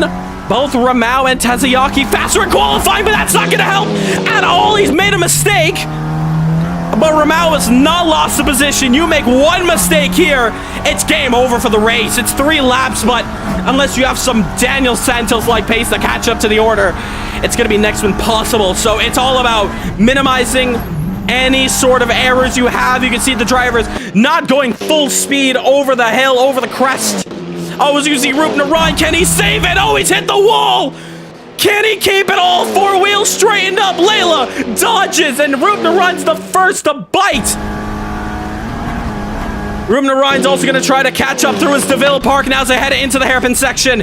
DeVille defends from 4th position, goes a bit wide, and you see, oh, because that's Eamon! Eamon went off the track, and Peter Sabot with a chance around the outside of the Hyundai. Hyundai versus Audi, and DeVille's going to tuck in. Cannot get it done. Peter Sabot up to P3 now. Something going wrong there as they now head into the next section here. That can also be very tricky out. Battle for third's getting very heated here. But after Eamon, one mistake there, too hot into the hairpin, it's lost himself the opportunity up ahead. Here we go. Peter Sabot now defends DeVille. I know Peter's going to want to worry about trying to chase the car ahead. As you see them going through the trees. And oh, there's trouble for Miro. Trouble for him. He's made contact with Eamon Nasseir. And oh, Miro trying to hold on to this car. First time he's racing here at CMRC. He's already feeling the pressure. And he's gone down. Oh, and side by side, Ramiro also going through. And wow, this is getting pretty intense. So Christian now is up another position that he's lost early on in this one as Layla gets through on to Swanso. And it's kind of single file here. Lucas made a mistake. Lucas Smith has made a mistake. Has to 180 it off the circuit now. 3 cars to pass him. He's lost P2, but now it means Peter Sabot is now up in contention. A qualifying that looked to be a nightmare and over. Just like that, he's back. And Luca now, oh, what has happened there? Ruben Ryan missed the apex and is clapped right into the side of Luca, who's just trying to stay out the way, and they both get going. Luca Smith, P5, top 5 times, so these mistakes that you're making in the race, can't afford them in the future, this one. Oh, as you see, hitting the curb there is Nightingale. Also, the Dutchman's first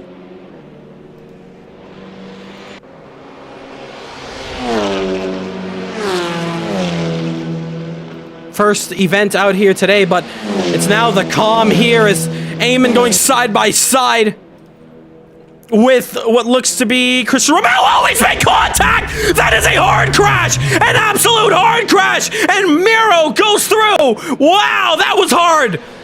They both keep it going, they're both alive, and they're both facing the right direction on track.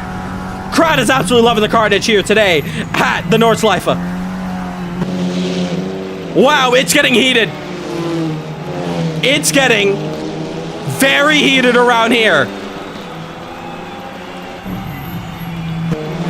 But luckily, they're able to keep it going.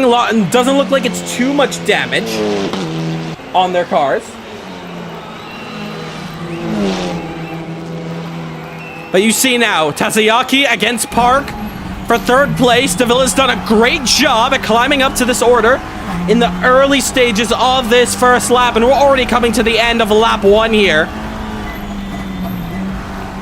And you see how intense These sections are, it's just following the car ahead. And DeVille sees Peter Sabot. And you kind of get into this tunnel vision now. You're following what the car does ahead.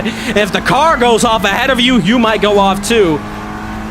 As you see, oh, Tezayaki little off the circuit, back on.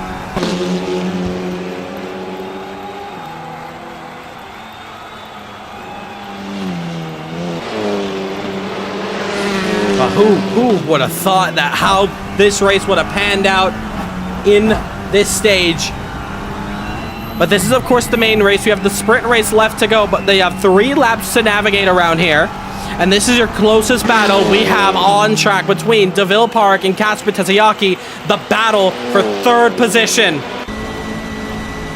And the Jamaican is doing a fantastic job so far of holding him off, but the real contention is the back straight. That's where you want to line yourself up for the safest overtakes.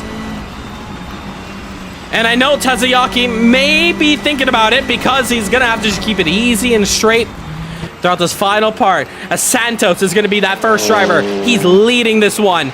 Oh, he's touched the grass, however, and he slid the car a little wide. A lot of understeer, but able to save it.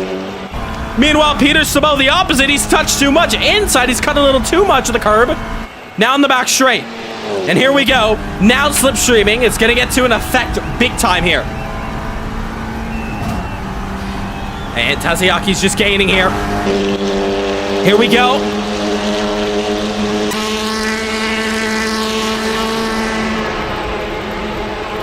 And you see the slipstream, but it looks a little far at the moment for any move to be done. Behind them, side by side, it's Miro and Eamon. And look at that. Eamon's got the better run there. Could be rear wing, but the slipstream for Miro, the Belgium driver, gonna want to have a chance, but it's gonna be a very hard overtaking move around this section here. What can be done between them? Braking now. And you see a lot more curve there for Miro, but it stays kind of single file at the moment. And lap 1 is complete. 2 laps to go. Just 2 laps to do it here. And you see how close DeVille has gotten to Peter Sabot, but he's gone too deep because now Tazayaki has a chance around the outside. But we're back on the GP layout. This is where the confidence gets regained back with these drivers. And, oh, a position being made there. It's Lucas Smith on Evan Steinberg. But there you see DeVille defending now to the inside. Here comes Tazayaki. The hairpin's going to allow the inside line. And DeVille's going to have to keep the long way around, keeping the respectable racing room between one another. Fantastic racing. As it stands, though, Tazayaki has got the move done on DeVille. But DeVille still potentially a chance to climb back up. And not to mention, you have that other driver up the road of Peter Sabot, who right now, he's in a perfect spot where he is right now. As it stands, Daniel Santos and Peter Sabot will be tied in points. As, oh, DeVille running wide off the circuit, getting right back on. Luckily, he's not really lost much time. Great entry and exit there as they head on to the Nordschleife. And oh, wide exit there from Tazayaki. At this point, it's all about just getting your way onto the inside line. Here we go, turn 2, turn 3 here at the Green Hell. On for lap 2, this battle for 3rd, your closest we have on track. We also have the battle between Eamon Esper and Miro Idribi battling for 5th. And a little bit of curb there. Lots of curb, actually, I will say, as, oh, Miro's got the move done. Eamon, something has gone horribly wrong, and it's still going on for him. Not too far behind, Christian Ramau is catching up fast. That gap's closing in pretty quick. Behind them, Layla is not that far behind, but the gaps are Opening just a bit. 1.1 though. This is still the closest one we have on track. Deville's going to get that help of the slipstream. There you see your man in P2 and your championship leader, Peter Sabot. Once again, if both of them, Peter and Daniel, finish where they are, you'll see the points get a whole lot closer. Into the hairpin section. So close.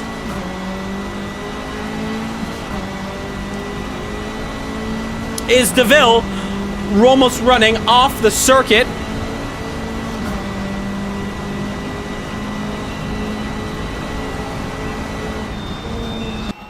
But this is still getting a whole lot more intense. As now, here we see a little bit on the curb, off the curb. Oh, but a little too much to carry out. Meanwhile, this battle, oh, contact between the two! Miro and Eamon make contact together! Looked like Miro was on the rear end of that. Was that an incident that he potentially have caused? Who knows? We don't have a replay, but that is now put Miro on the back foot. After this hard battle, meanwhile, Layla's having trouble. Into the wall, hard into the wall. Could have been steering from that Miro, not that far behind. Gonna want to start hustling up through the order. And so far, he is 3.9 behind. As trouble for Tezwanto. Same section as Layla went off. Gets it rolling, and Evan Steinberg is going to get back P10. The Audi shuffled down, except for the man who's up the road here, Peter Sabot. And now, continuing this one off, we take a look back at this battle here. DeVille Park losing now another second. He's down 2 seconds behind Kasper Tazayaki, and Tazayaki 4.2 behind your championship leader, Peter Sabot. We're going to try our best to do calculation throughout this one, but as it stands, Daniel Santos looking for his first championship in the league. The first one in his CMRSC career. Still trying to find any sort of opportunity. But one thing's for sure, he's got 2 laps he cannot afford any mistake on. But you see, he's pushing. He's already extended that gap to 6.7. And he's flying out there. It's almost like nothing can touch him. He's not going to see any blue flag cars anytime soon in this one. Meanwhile, 2 battles coming really close together. Eamon now closing up this gap between himself and Christian Ramau. Ooh, a little bit. Oh, he's just held on. 2-track limits, and you can see he's quicker through this section. Now as we enter into the carousel, let's see what this is going to look like. Here we go. Through they go.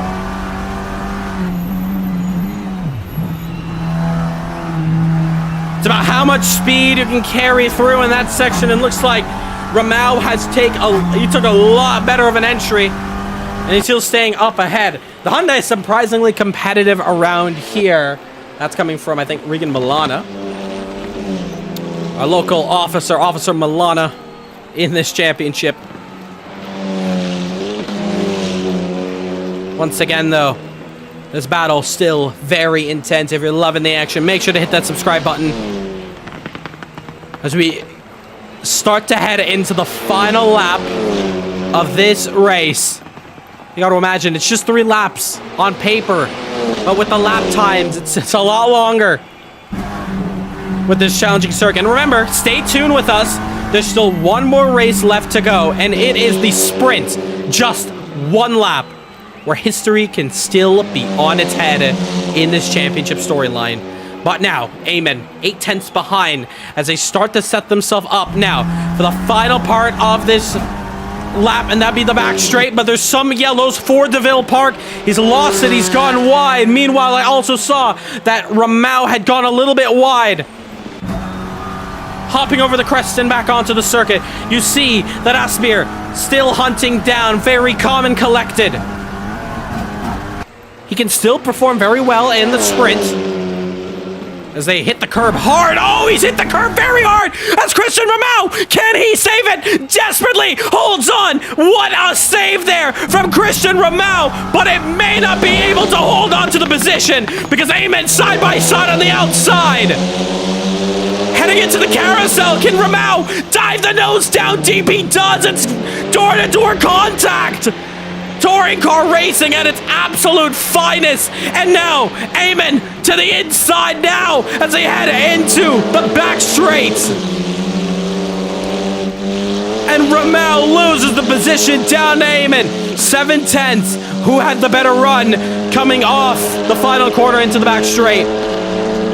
That's the real question. 5/10. Keep an eye on that time. 6/10. Could be the difference maker here. 4/10. I don't know. Our timing screen is telling us everything. But it does look like Christian Ramau is getting closer. But you see, he's got a long straight to go. He's going to have to make his mind here. This is your battle for 5th position. Any chance at a move. And Daniel Santos has started the final lap of this race. Here we go. Can anything be done here? Oh, look how much it slowed down the car, but oh! Little bit offset. Is that Brazilian there? The Brazilian, the blue and white Cupra against Eamon's custom-made car for Spirit Racing. But they have completed lap 2.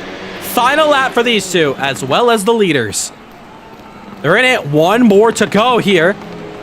Meanwhile, we also have this battle here as you see Ruben Orion. He's waving. He's trying desperately to break the slipstream because, but meanwhile, actually, we have to tune back to this because Ramau has a chance now to battle for 5th once again, side by side. Christian Ramau trying to get the move back.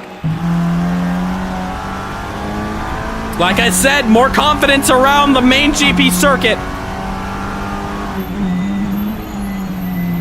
And heading into the hairpin, a little slide wide. Eamon goes.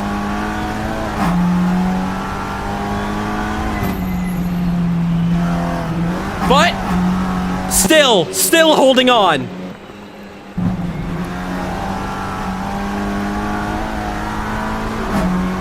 And as it stands, Eamon doing a great job at holding off. Meanwhile, Ruben Orion was able to defend from Nightingale.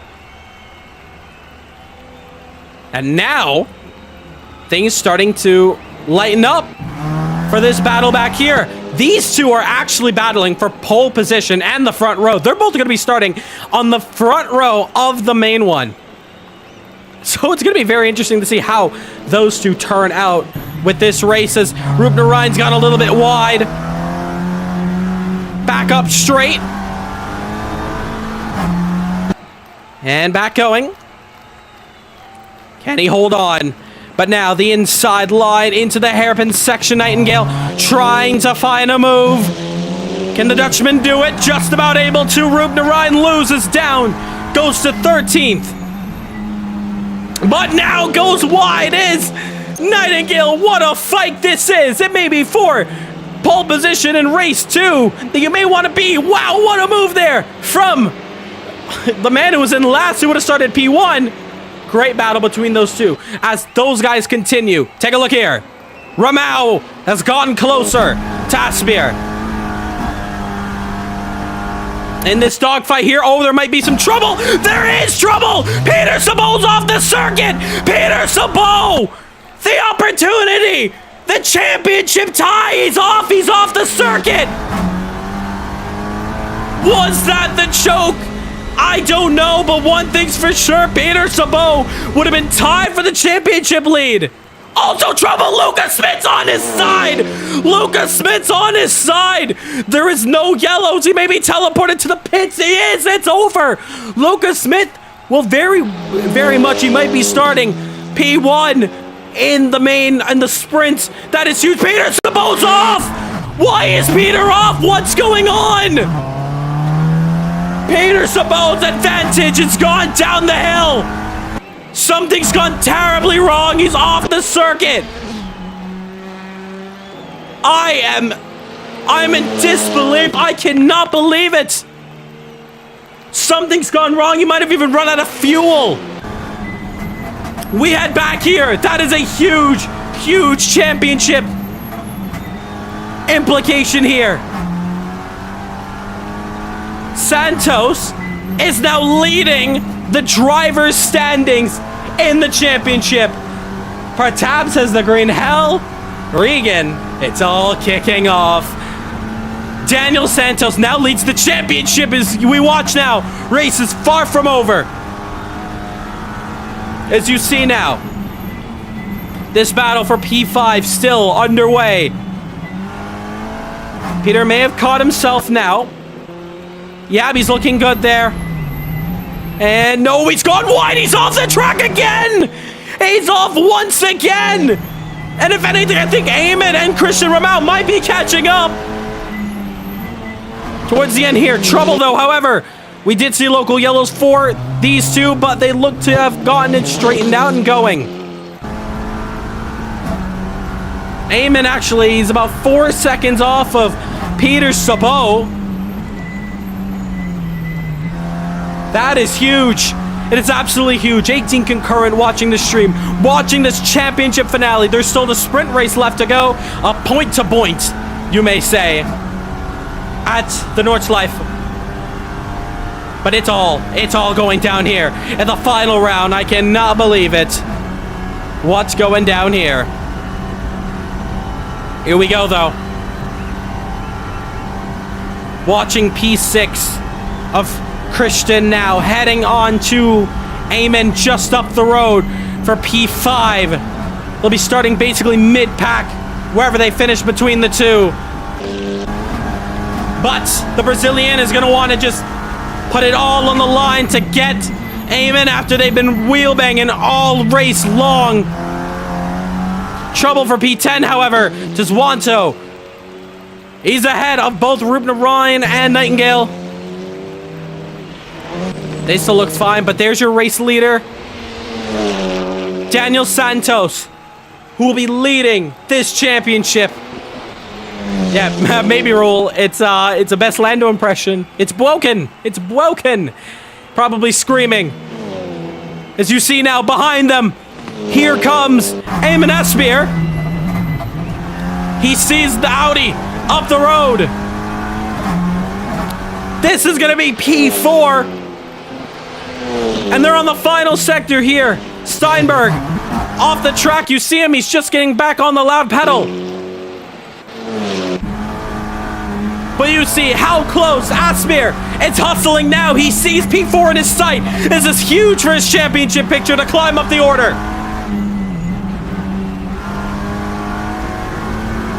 Look how close it is.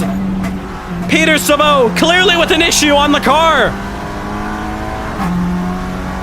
Behind him, Ramau is nowhere to be seen. He's dropped down 3.3 seconds.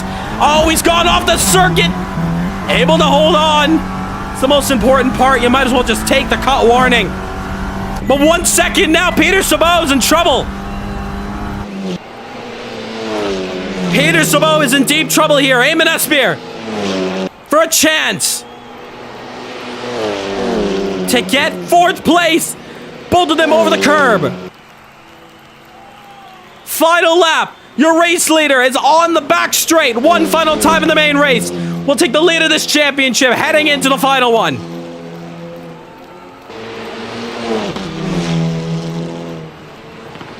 And oh, he's gone wide. Oh, trouble. Peter Sabot, he's hit the wall. He's head on. He is head on. Your championship leader as it stands off the circuit. Head on into the wall. Here comes Layla. Layla's through. But as it stands right now, Daniel Santos, couple corners to navigate for him. He leads this race, start to finish. Daniel Santos, a race winner again, but this time it's an important race win. Daniel Santos is your winner of the main race. He takes the lead of the driver's standings. Up next in P2, Kasper Taziaki. One corner, he's navigated it beautifully.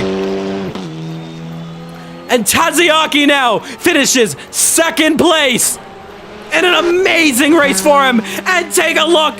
DeVille, the Hyundai team, will be hunting hard, and they'll be very elated for this one. Drifting his way. Asseir is going to claim home a P4 for himself. Christian Romao won't be able to do anything. We'll go 5th. Layla's in 6th place.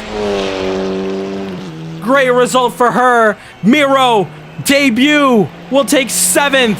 Peter Sabo's got the fastest lap. There's something wrong once again with Peter Sabo. What is going on? What has gone wrong with that car? Last guys to come across the line. It's going to be a drag race. I think he may be on a fuel number here. Remember, Jaden Harrison. Oh, it's close.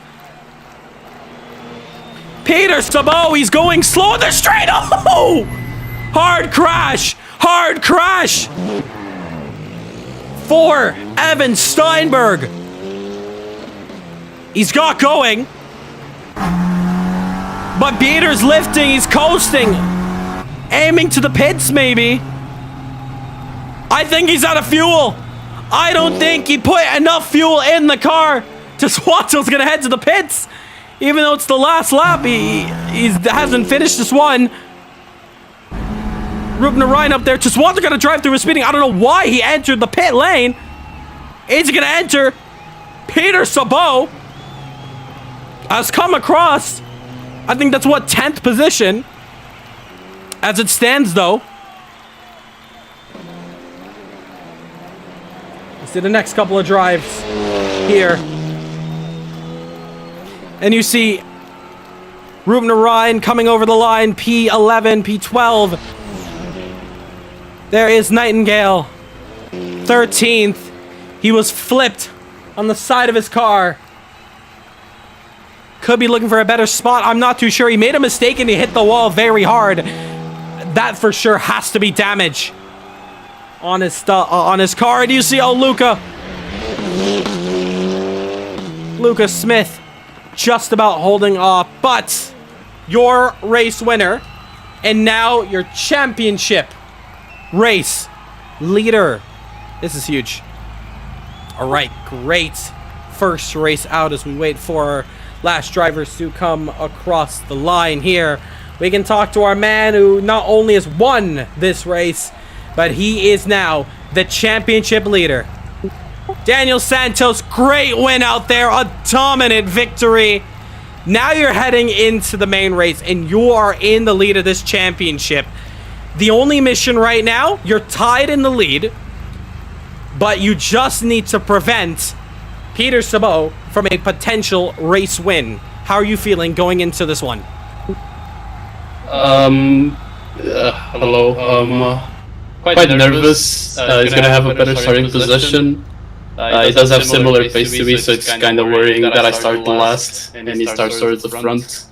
But we'll see what happens. Clearly, something happened to him towards the end, since it was P3 before. But yeah, we'll see.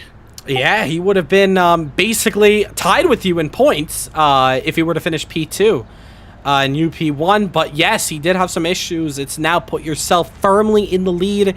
It's all about worrying about one driver on track. You're going to be behind him, but feeling the pace out, even though you guys are pretty equal, how are you feeling about navigating through the order to try to get up to the top again? At least for me, I think it's going to be a bit difficult. Some people are very unpredictable when I'm trying to overtake.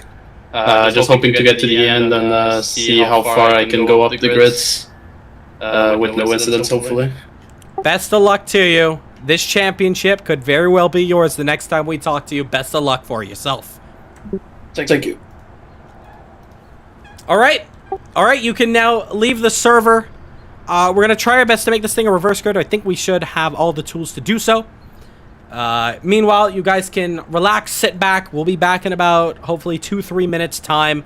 We'll let you know when to come back into the session. It'll be a 5-minute practice just to get everyone in, and then we'll get going with the sprint. Stay tuned, guys. Great first race. We'll see you in the second. And that's going to do it here. First race done and dusted. We'll see you guys for race number 2. And the finale, the final one for the championship.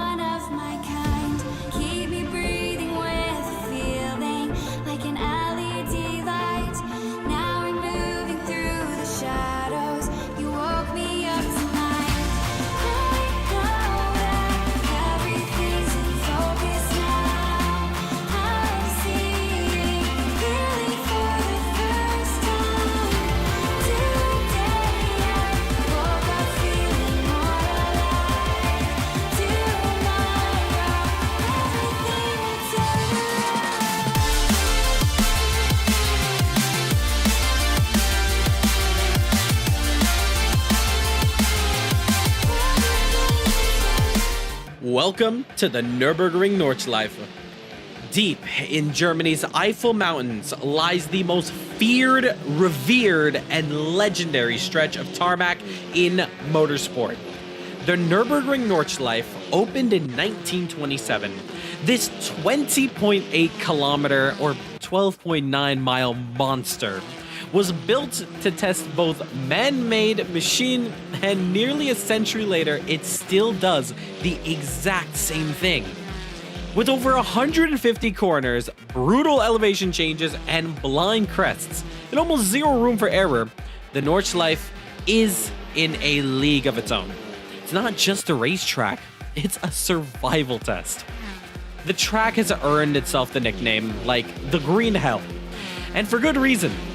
It's long, narrow, fast, and completely unforgiving. Weather can change from sun to rain in a single sector.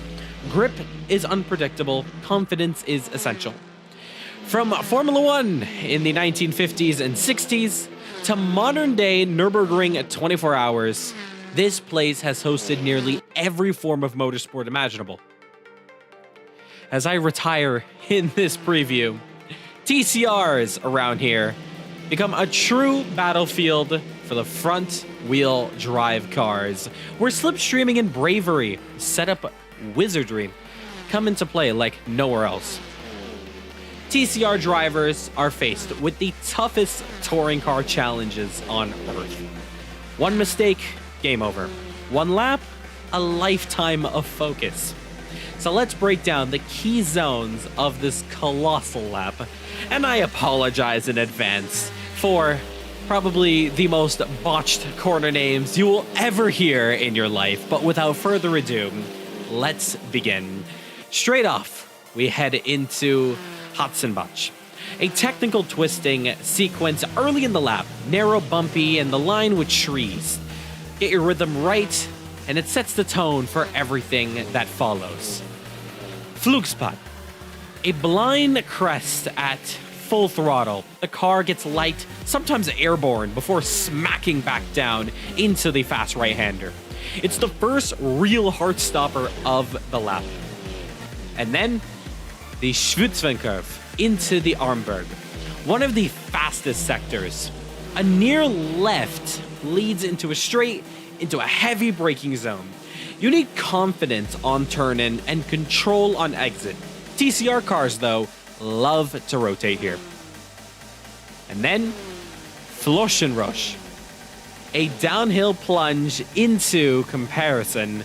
It's so violent to other corners around the circuit, and it tests suspension and nerves. Keep it planted and stay low. The power back up the hill without upsetting the car's balance. And then the carousel, the most iconic part of the circuit and maybe in the world.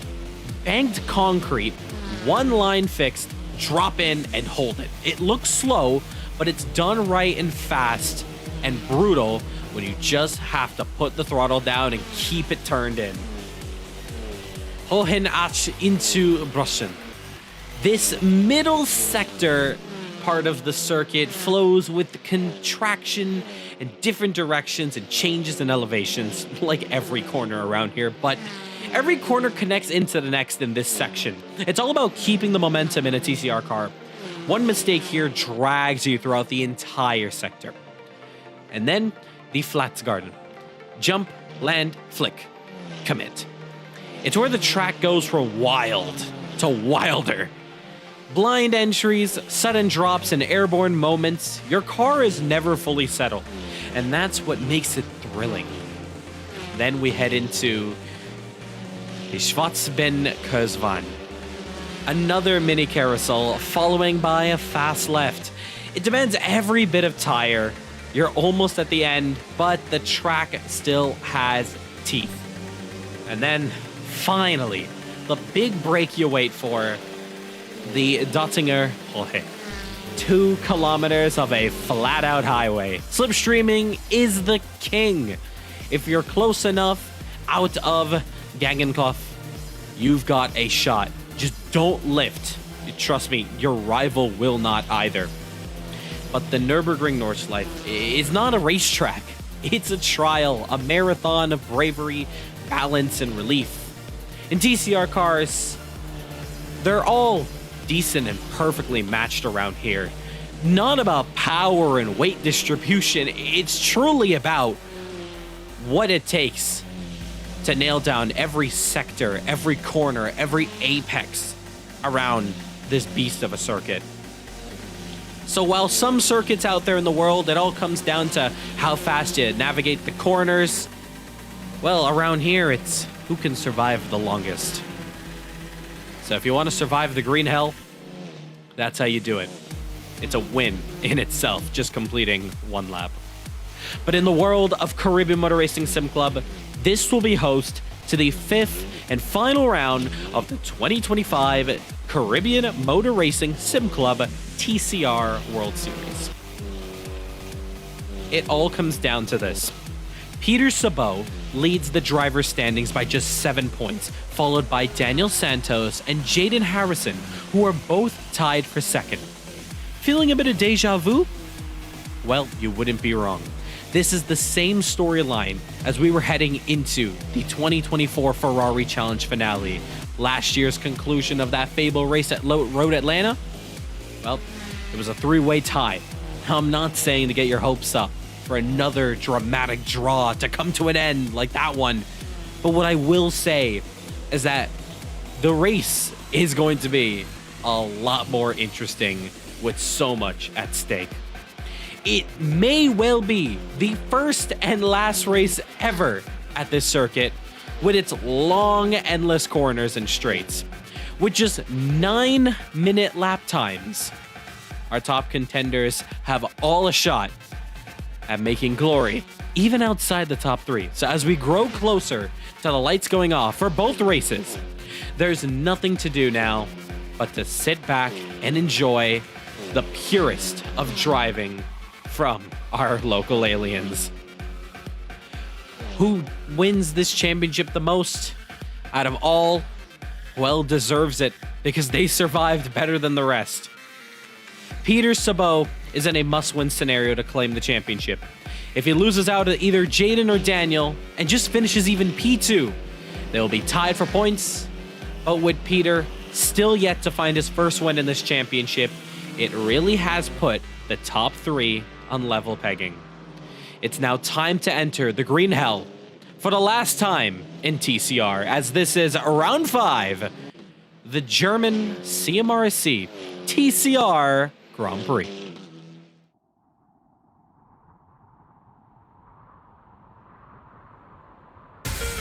And we are underway. Yaya's got caught out sleeping. It's Vitor in the lead. It's 3 wide. Peter's about. Daniel Santos, Vitor, and Peter in the middle, trying to go through. And we're underway. Daniel's got the jump on Sven, and Daniel's got the lead of this one. It's 3 wide in the rear, almost 4 wide as they head into 1. It's flat out. One driver's been taken out as they are going into 1. Still side by side, but Van Dorn off the track into the grass, loses a bit of time. He makes contact with Casper as he heads on back to the circuit. Here we go. Luke has been caught napping. He's been suckered through down the order. It's Ramel on the outside. Matt's on the inside. Almost to the middle because Gromsgard. The stage is set. Peter Sabot leads the driver standings by 7 points, followed by Jaden Harrison and Daniel Santos tied for second. 1 round left to go, and it's the track CMRC is yet to visit. Until now, it's time for the green hell. None other than the German Grand Prix at the Nordschleife.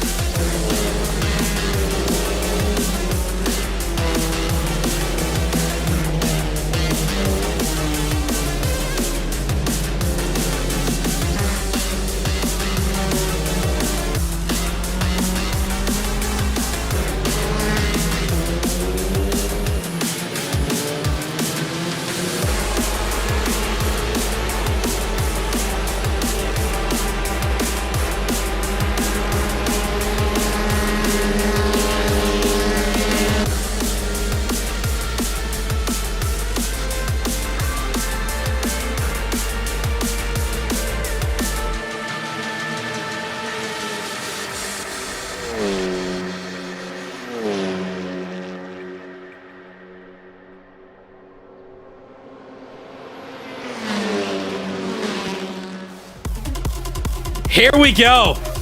This is it. Drivers are set on stage. Commentator could be a metal singer, I swear to God. I've never heard the most energetic commentator than him. Well, you've come to the right place. All the commentators you heard are clearly commentating for golf because they all suck. You found the right one here. Not to toot my own horn. But we have a championship now. It's a crown here. It's a reverse grid. And it's only one lap. Have you ever seen any league? One lap for a championship here. The sprint race is going to get a whole lot more interesting. We're just 2 minutes away. All right, so 2 minutes before we get the green light underway. The grid is looking perfectly set. It's fully flipped up of the order from the last race. So, make sure to hit that steering wheel. Make sure to get into the server as soon as you can. And we're going to get this one underway here. Minute 28 left to go.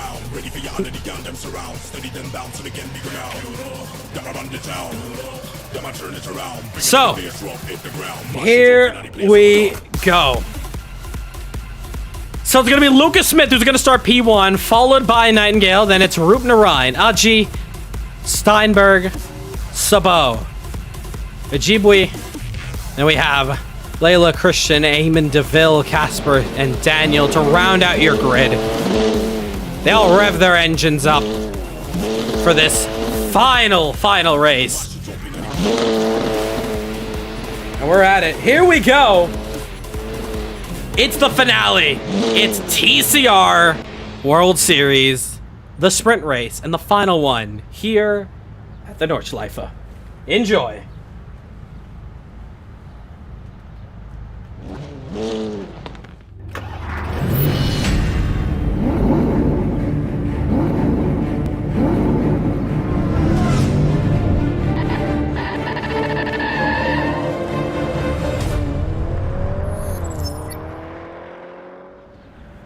One final time to do it. Here in TCR, the lights come on your screen. This is for the championship. Here we go. 1, 2, 3, 4. It's 5 lights for the final time. We go racing. Great start from Peter Sabo. He's got the jump from Tazwanto. Tazwanto nudges over Evan. It's Lucas Smith with a great run at the start of this one. Nightingale in P2. In the back, you can see they all shuffle up. It's all now down to turn 1. Oh, there's trouble. Tazwanto's tapped Miro out the way. Miro, has he saved it? No, he's in the middle. Actually, no, he has saved it. It's almost 4 wide going into the GP layout. As we look at it from the top, Miro's getting beaten up through there, and he's then shuffled down the last. One wrong move has gotten it all over for him. Lucas Smith, P1, followed by Peter Sabo, Nightingale. Then it's Aji, Ramau, Park. Behind them, oh, we see Ruben Ryan getting it wrong, and DeVille also trying to go through as well. So here we go. It's a point-to-point race. And let's look at the rear cam. There's Luca. There's Peter. Behind them, the action's getting underway here. Tazwanto is in P4. But as they enter into the green hell, it's all to play for here. There we go. Through the kink. Then they're going to have the fast chicane. Side by side there for the moment. DeVille trying to find a move there on Christian Ramau. Narrowly able to hold it on onto track limits. And Santos goes around the outside of DeVille trying to find a move, but the wall is right there. He hits the wall. So is Nightingale. He hits Nightingale off. And now Santos runs backwards. Able to just hold on through. And the rear pack is really on its fringes now. You see there as Santos trying to get through on Miro. Miro there, he's trying to get over there. P7 cannot get it done. As we head up through the order, you see Tazwanto holding on to 3rd position. But there you see the train really getting so close together. Look at them go. The reverse grid racing. We have not seen a full reverse grid in so long. I think that was Eamon who got it wrong. And Tazwanto's gone wide. Tazwanto off. And he's losing down so many positions. Oh, he's side by side now with Rajweeby. And there you see, up the road, Santos against Steinberg. Santos is up to 5th. And the Belgium driver trying to go side by side with the American of Steinberg. Cannot get it done there. Tatsuyaki trying to cut through. Holding on for dear life. There's carnage. Deswanto's down. Finds himself looking straight on the circuit. He continues into the hairpin section. There you see Peter Sabo against Lucas Smith. Lucas Smith now defends the inside. Peter Sabo is in a must-win scenario. If he doesn't win this race, he does not get the championship. Battles Luca now, the Dutchman, side by side, and Peter's got it done. Peter has the race lead. Meanwhile, storylines are different now as Daniel Santos needs to battle. Charge hard.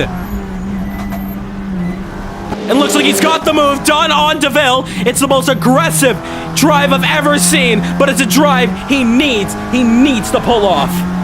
Crowd's loving it here in Germany for the final round. The lap of dreams, that's all it takes.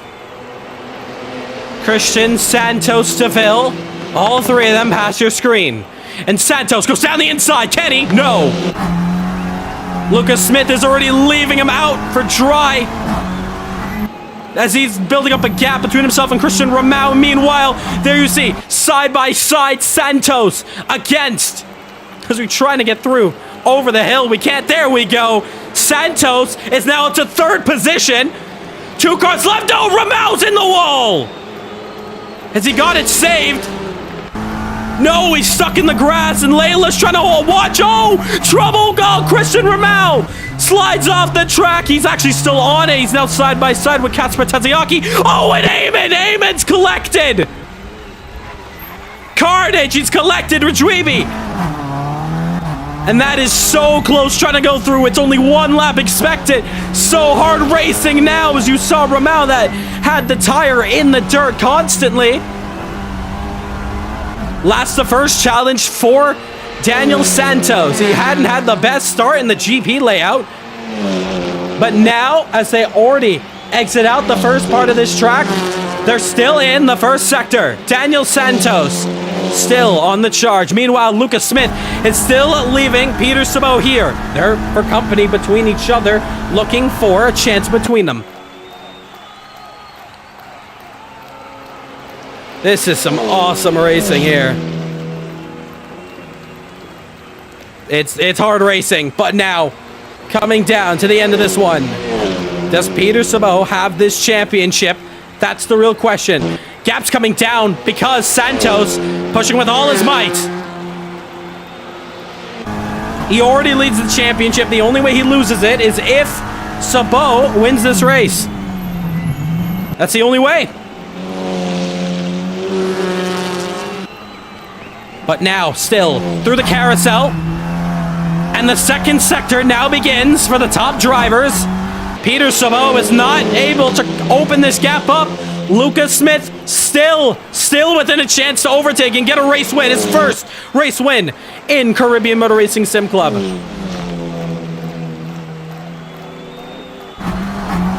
Gap is still 6.6. It's not been entered under the 6-second mark. Trouble for Deswanto. Oh, he's collected. Andrew Rupnarine, and they both trouble on the carousel. They both get going.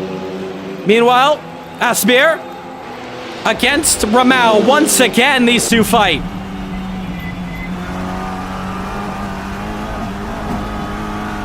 Both of them pushing very hard between each other. But as they enter the final stage of the circuit, the gap is 6 seconds. Daniel needs a miracle. He needs an absolute miracle for this one to go down. Remember, if Lucas Smith overtakes Peter Sabo, the championship goes down to a calculation. And we believe that Santos will get the championship. Peter Sabo must win and is in trouble because behind him, Lucas Smith. And Luca, the rookie, wants his win desperately. Battles all down here. I think Santos, as they exit almost onto the back straight. You're gonna see the concrete one final time. 3 drivers. 2 with different dreams. Only one can be called champion. The back straight left to go. You just gotta nail this one. Can Smith do it? Hits the curb. Has lost a little bit of balance. They're on the back straight the final time. Peter Sabot is a couple hundred feet from his championship. Can he do it? That's your gap. Lucas Smith, 9/10. Peter Sabot has a dream in front of him. Can he claim the championship to be his? Can he do it?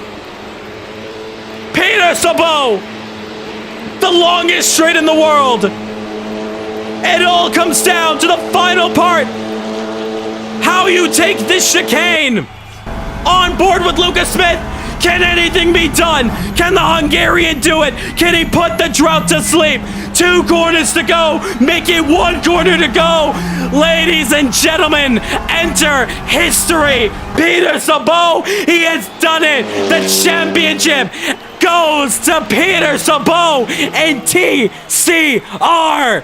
Luca finishes 2nd. Santos will finish 3rd. But with the calculations of your best result, it all comes down to the line with your best result between the two. It is drama-filled to the end. Peter Sabot, he's absolutely done it. The championship is up to the close. And now we have yourself a brand new champion in the history books. Welcome, the Hungarian of Peter Sabot.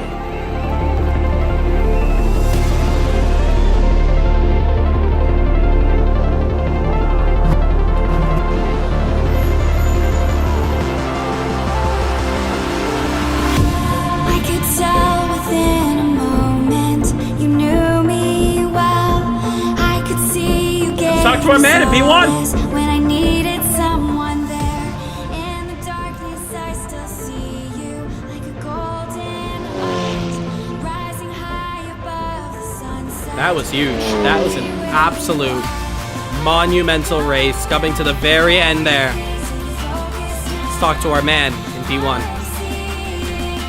Peter Sabot, you've done it. You are champion in TCR. It finally goes to you. You have the invite. It's your first race win in the championship. It's the race win that mattered the most. You take victory. How was that? That made them count. It was awesome. What to say? I'm soaked. I'm sweating. It was a tough race. I didn't think Luca was so fast. I was there to make a mistake because it was close the whole time. And I was battling with headset lagging issues. I couldn't even put down a proper qualifying lap.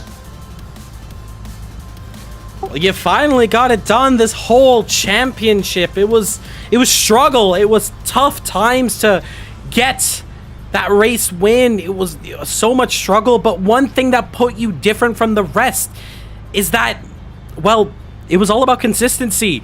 Every round that you put down, it was all about your best result, and you didn't let anything come across you. Your first race win should have come at Taruma, but it didn't. But now it's finally come to the end here. We got to talk about the first race as well. What happened? We saw you in P2, but then we saw an incident at the hairpin. What went wrong? It's lagging. Every time I take certain turns, my headset cuts out for a split second, and I misjudged the corner. I ended up, sadly, I installed a new driver, and I think that was the biggest mistake. Yeah, maybe. I'm not too sure, but nonetheless, though, it kind of put the final lap. You know, you're in P2. This would have been yourself tied for the championship lead going into the final race where it was all for nothing. between both yourself and Daniel, and well, yeah, starting, of course, towards the mid-pack with those issues. Take us through the start of that race. What was that like? I had a really good launch. I think there was a bit of a tangle up in T1. I gained a few more positions there. Then was a dive on into that. I guess it's turn 4, which took out a couple of more guys, and I just snuck up on the inside. And I think by the end of Nürburgring, I was already in P4 or P3, trying to catch Danny, but he's just too quick. So if I didn't win here, I would have had to drop off anyways and try to catch the win in the second race. Luckily for you, it's all done and dusted. Finally, it's been a long time coming, but championship is finally yours. That's got to feel great, doesn't it? It feels great, especially in the Audi. Everyone just gave up on that car at the beginning, and here it is, taking the championship. Oh, yeah. Whoever put the money down on a championship for the Audi, well, they're now a billionaire. Congratulations, Peter. You are a champion in Caribbean Motor Racing Sim Club. Soak it in. It's all yours. Thanks a lot. Looking forward to the next race. We'll see you then. That's going to do it for your race leader. Do we have our man in P2, Luca? I see you in here. Just invited you up to chat. Luca, you finish in P2. A great result. Unfortunately, we couldn't see you for your P2 sprint last week out, but we're here with you now. That was an awesome one, wasn't it? Take us through it. Yeah, it was pretty nice. I mean, I had for my feeling, a great quality starting P3 and then reasonably quick. I'm in P2 with a great start for the first race, and then I misjudged my braking because I didn't load the right setup. My brake ramp wasn't right, so I completely misjudged my braking and I completely lose it. It just all went downwards from there, and then I get my car flipped at some point. It was awful, but it did mean I had a good chance for this race. I was great off the line, but Peter was just very quick. I mean, he got his car alongside on the fast downhill. I don't want to risk it there. I just decided to slot behind and just stay there because I know that would be enough for the wild card. So congrats to Peter. I mean, it's a great drive from him. It's a consistent drive for me for the second race. Definitely not the first race, but definitely happy to be here and stay around for the next season.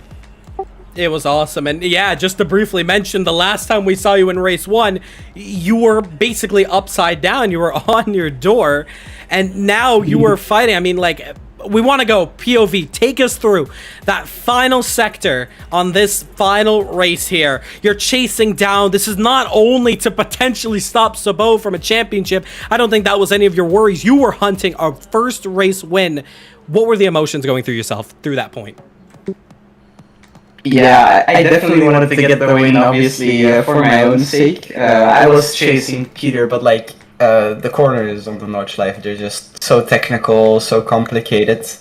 I really didn't want to risk anything, so I was just following Peter mostly and hoping for a mistake. Somewhere in the corners, I got pretty close on his till, so I thought maybe if I keep it this close to the end, I might slipstream off of him on the straight.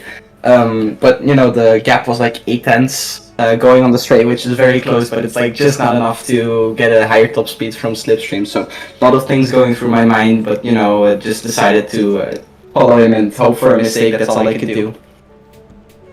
And last but not least, you finish home in second position. It's a great result. Once again, back-to-back sprint race P2s. We're not too sure points-wise if you have entered yourself in the top 8, but have you discussed if you would be taking the GTE or LMP2 if you're in that top 8? What are your thoughts on that? I mean, if I can, I'll take LMP2 any day of the week. I'm pretty experienced in the class. I remember I was going to race with CMRSC a long while ago when you guys were on the LMP2, but then something got in my way. I think I was pretty much on par with Luca Andretta there. So if I can take an LMP2, I definitely will. And if I have to go GT, that's pretty nice as well. It's a pretty competitive class usually, so different manufacturers is always cool. Hope to see you in the next one. As for now, a great result finishing here in TCR. Congratulations. Another great P2 result. Thank you very much, and congrats to Peter on the championship. Last but not least, we talk to our man who finishes third position, who is now second in the championship, come to the end of this one. Daniel, it is a bit of heartbreak, especially the start of this race. It's just so much traffic paradise trying to go through, but once it was over, it was just a push, the hardest you've ever pushed around here to the very end. You finished P3, which is already impressive in itself. The job wasn't done, but we got to give your hats off to you and probably driver of the day for an amazing come up through the order. Championship is not yours today, but it still has to feel a bit rewarding to come through that order to finish where you do right now. You finished P3. How was that result? Considering where I started, I'd say it was pretty good. I tried to get around the traffic as quickly as I could. For some reason, at the start of the Norris, the whole field was basically like a roadblock. I couldn't really move for some reason. But yeah, just wanted to take my moves as quickly as I could, try to catch up to Peter. I was hoping Luca could hold him up just a tiny bit for me to catch, but at the end it wasn't enough. What was also interesting to note are the overtakes on the actual Nordschleife, because you put on some of the best overtakes around here. They were very what's the word? It's very risky to overtake in some of the parts you did, but you got it done. Was there even anything going on in your head, or were you just saying it's do or die here? Just do or die. My mentality was basically I need to catch or it's over. I had half of my mentality. I was already saying that, you know, Peter has won. He has a better starting position, and there's just no way he doesn't win from there. But yeah, I was, I think, 10 seconds behind by the end of Sector 1. So even I tried as much as I could.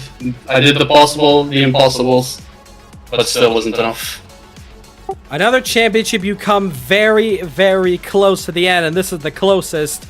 Now heading into the next season, have you got your word down on either the LMP2s or GTE? What is your thoughts on that? Definitely GTE. I'd say there's going to be a better racing field on there.